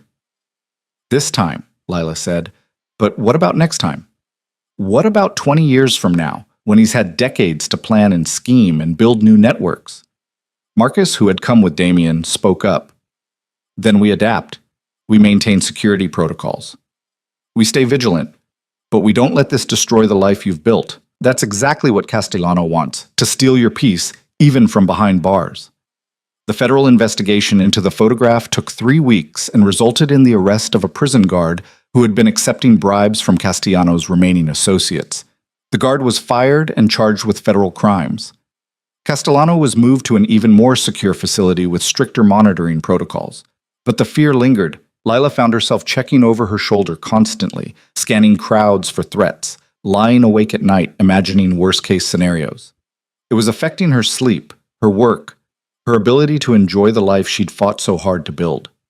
Finally, Damien sat her down and spoke with the kind of gentle honesty that had become the foundation of their marriage.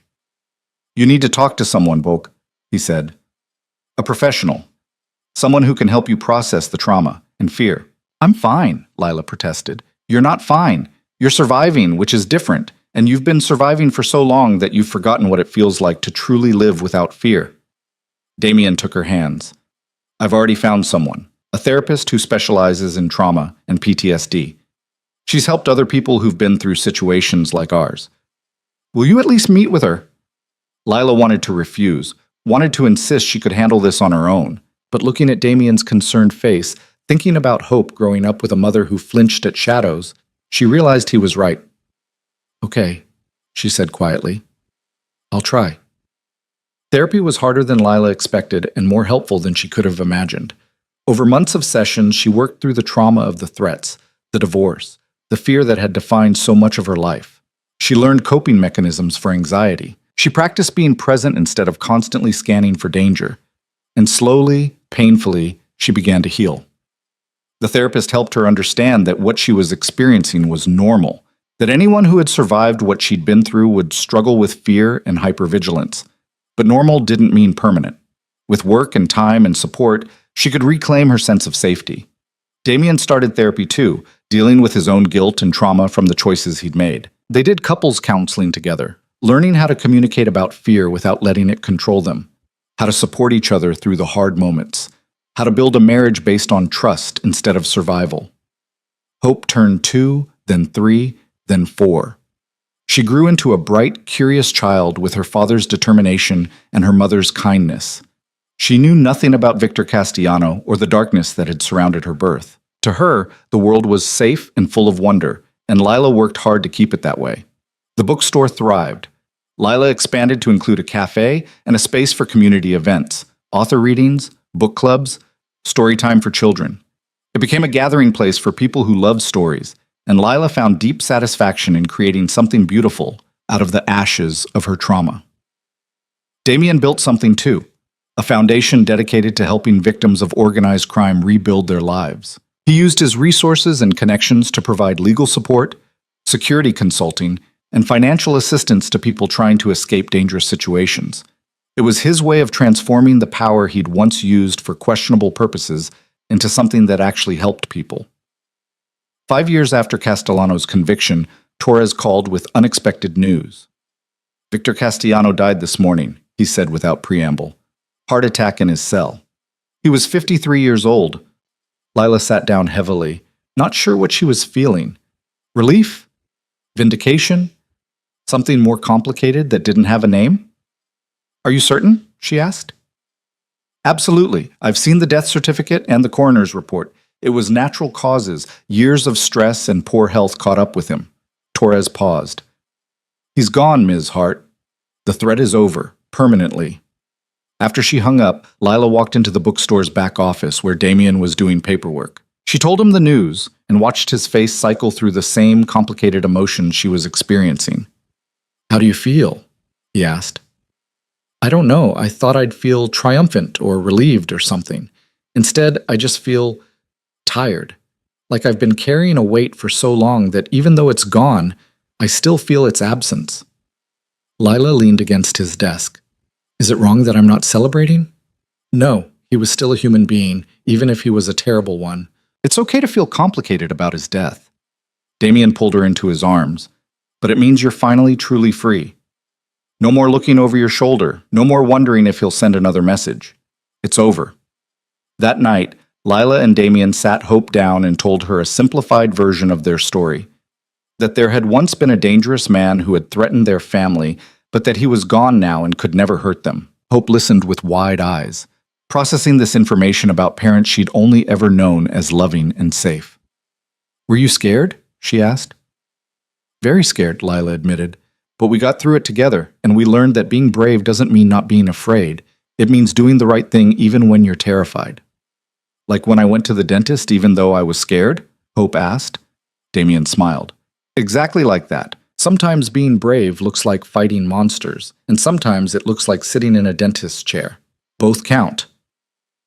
In the years that followed, Lila found that Castellano's death had given her something she hadn't expected: permission to stop surviving and start truly living. The hypervigilance gradually faded. The nightmares became less frequent. She could enjoy a day at the park with Hope without constantly scanning for threats. The bookstore continued to grow. Damien's foundation helped hundreds of families escape dangerous situations and rebuild their lives. Hope started school and made friends and showed no signs of the darkness that had surrounded her early life. And Lila and Damien's marriage deepened into something neither of them had imagined possible during those early desperate days. They learned to laugh together without the shadow of fear. They built traditions and memories and a life so full and rich that the pain of their past became just one chapter in a much longer story. On their 10th wedding anniversary, counting from their second ceremony, they returned to the rooftop where they'd gotten married. Marcus had arranged for them to have the space for the evening, and they stood at the same spot where they'd exchanged vows, looking out at the city they'd fought so hard to make their home. "Do you ever regret it?" Lila asked. "Everything you gave up to be with me? The power, the empire, the life you had before?" Damien pulled her close, and Lila felt his heartbeat steady against her cheek. Not for a single second. That life was hollow, empty. "I had everything except what actually mattered." He tilted her chin up to meet his eyes. "You taught me that real power isn't about controlling others. It's about choosing to be vulnerable with the right person. About building something together that's stronger than anything you could build alone." "We've built a good life," Lila said. "We've built an extraordinary life, and we're not done yet." Damien kissed her softly. I love you, Lila Heartcrow. I loved you when I thought I had to let you go. I loved you when we were fighting for survival.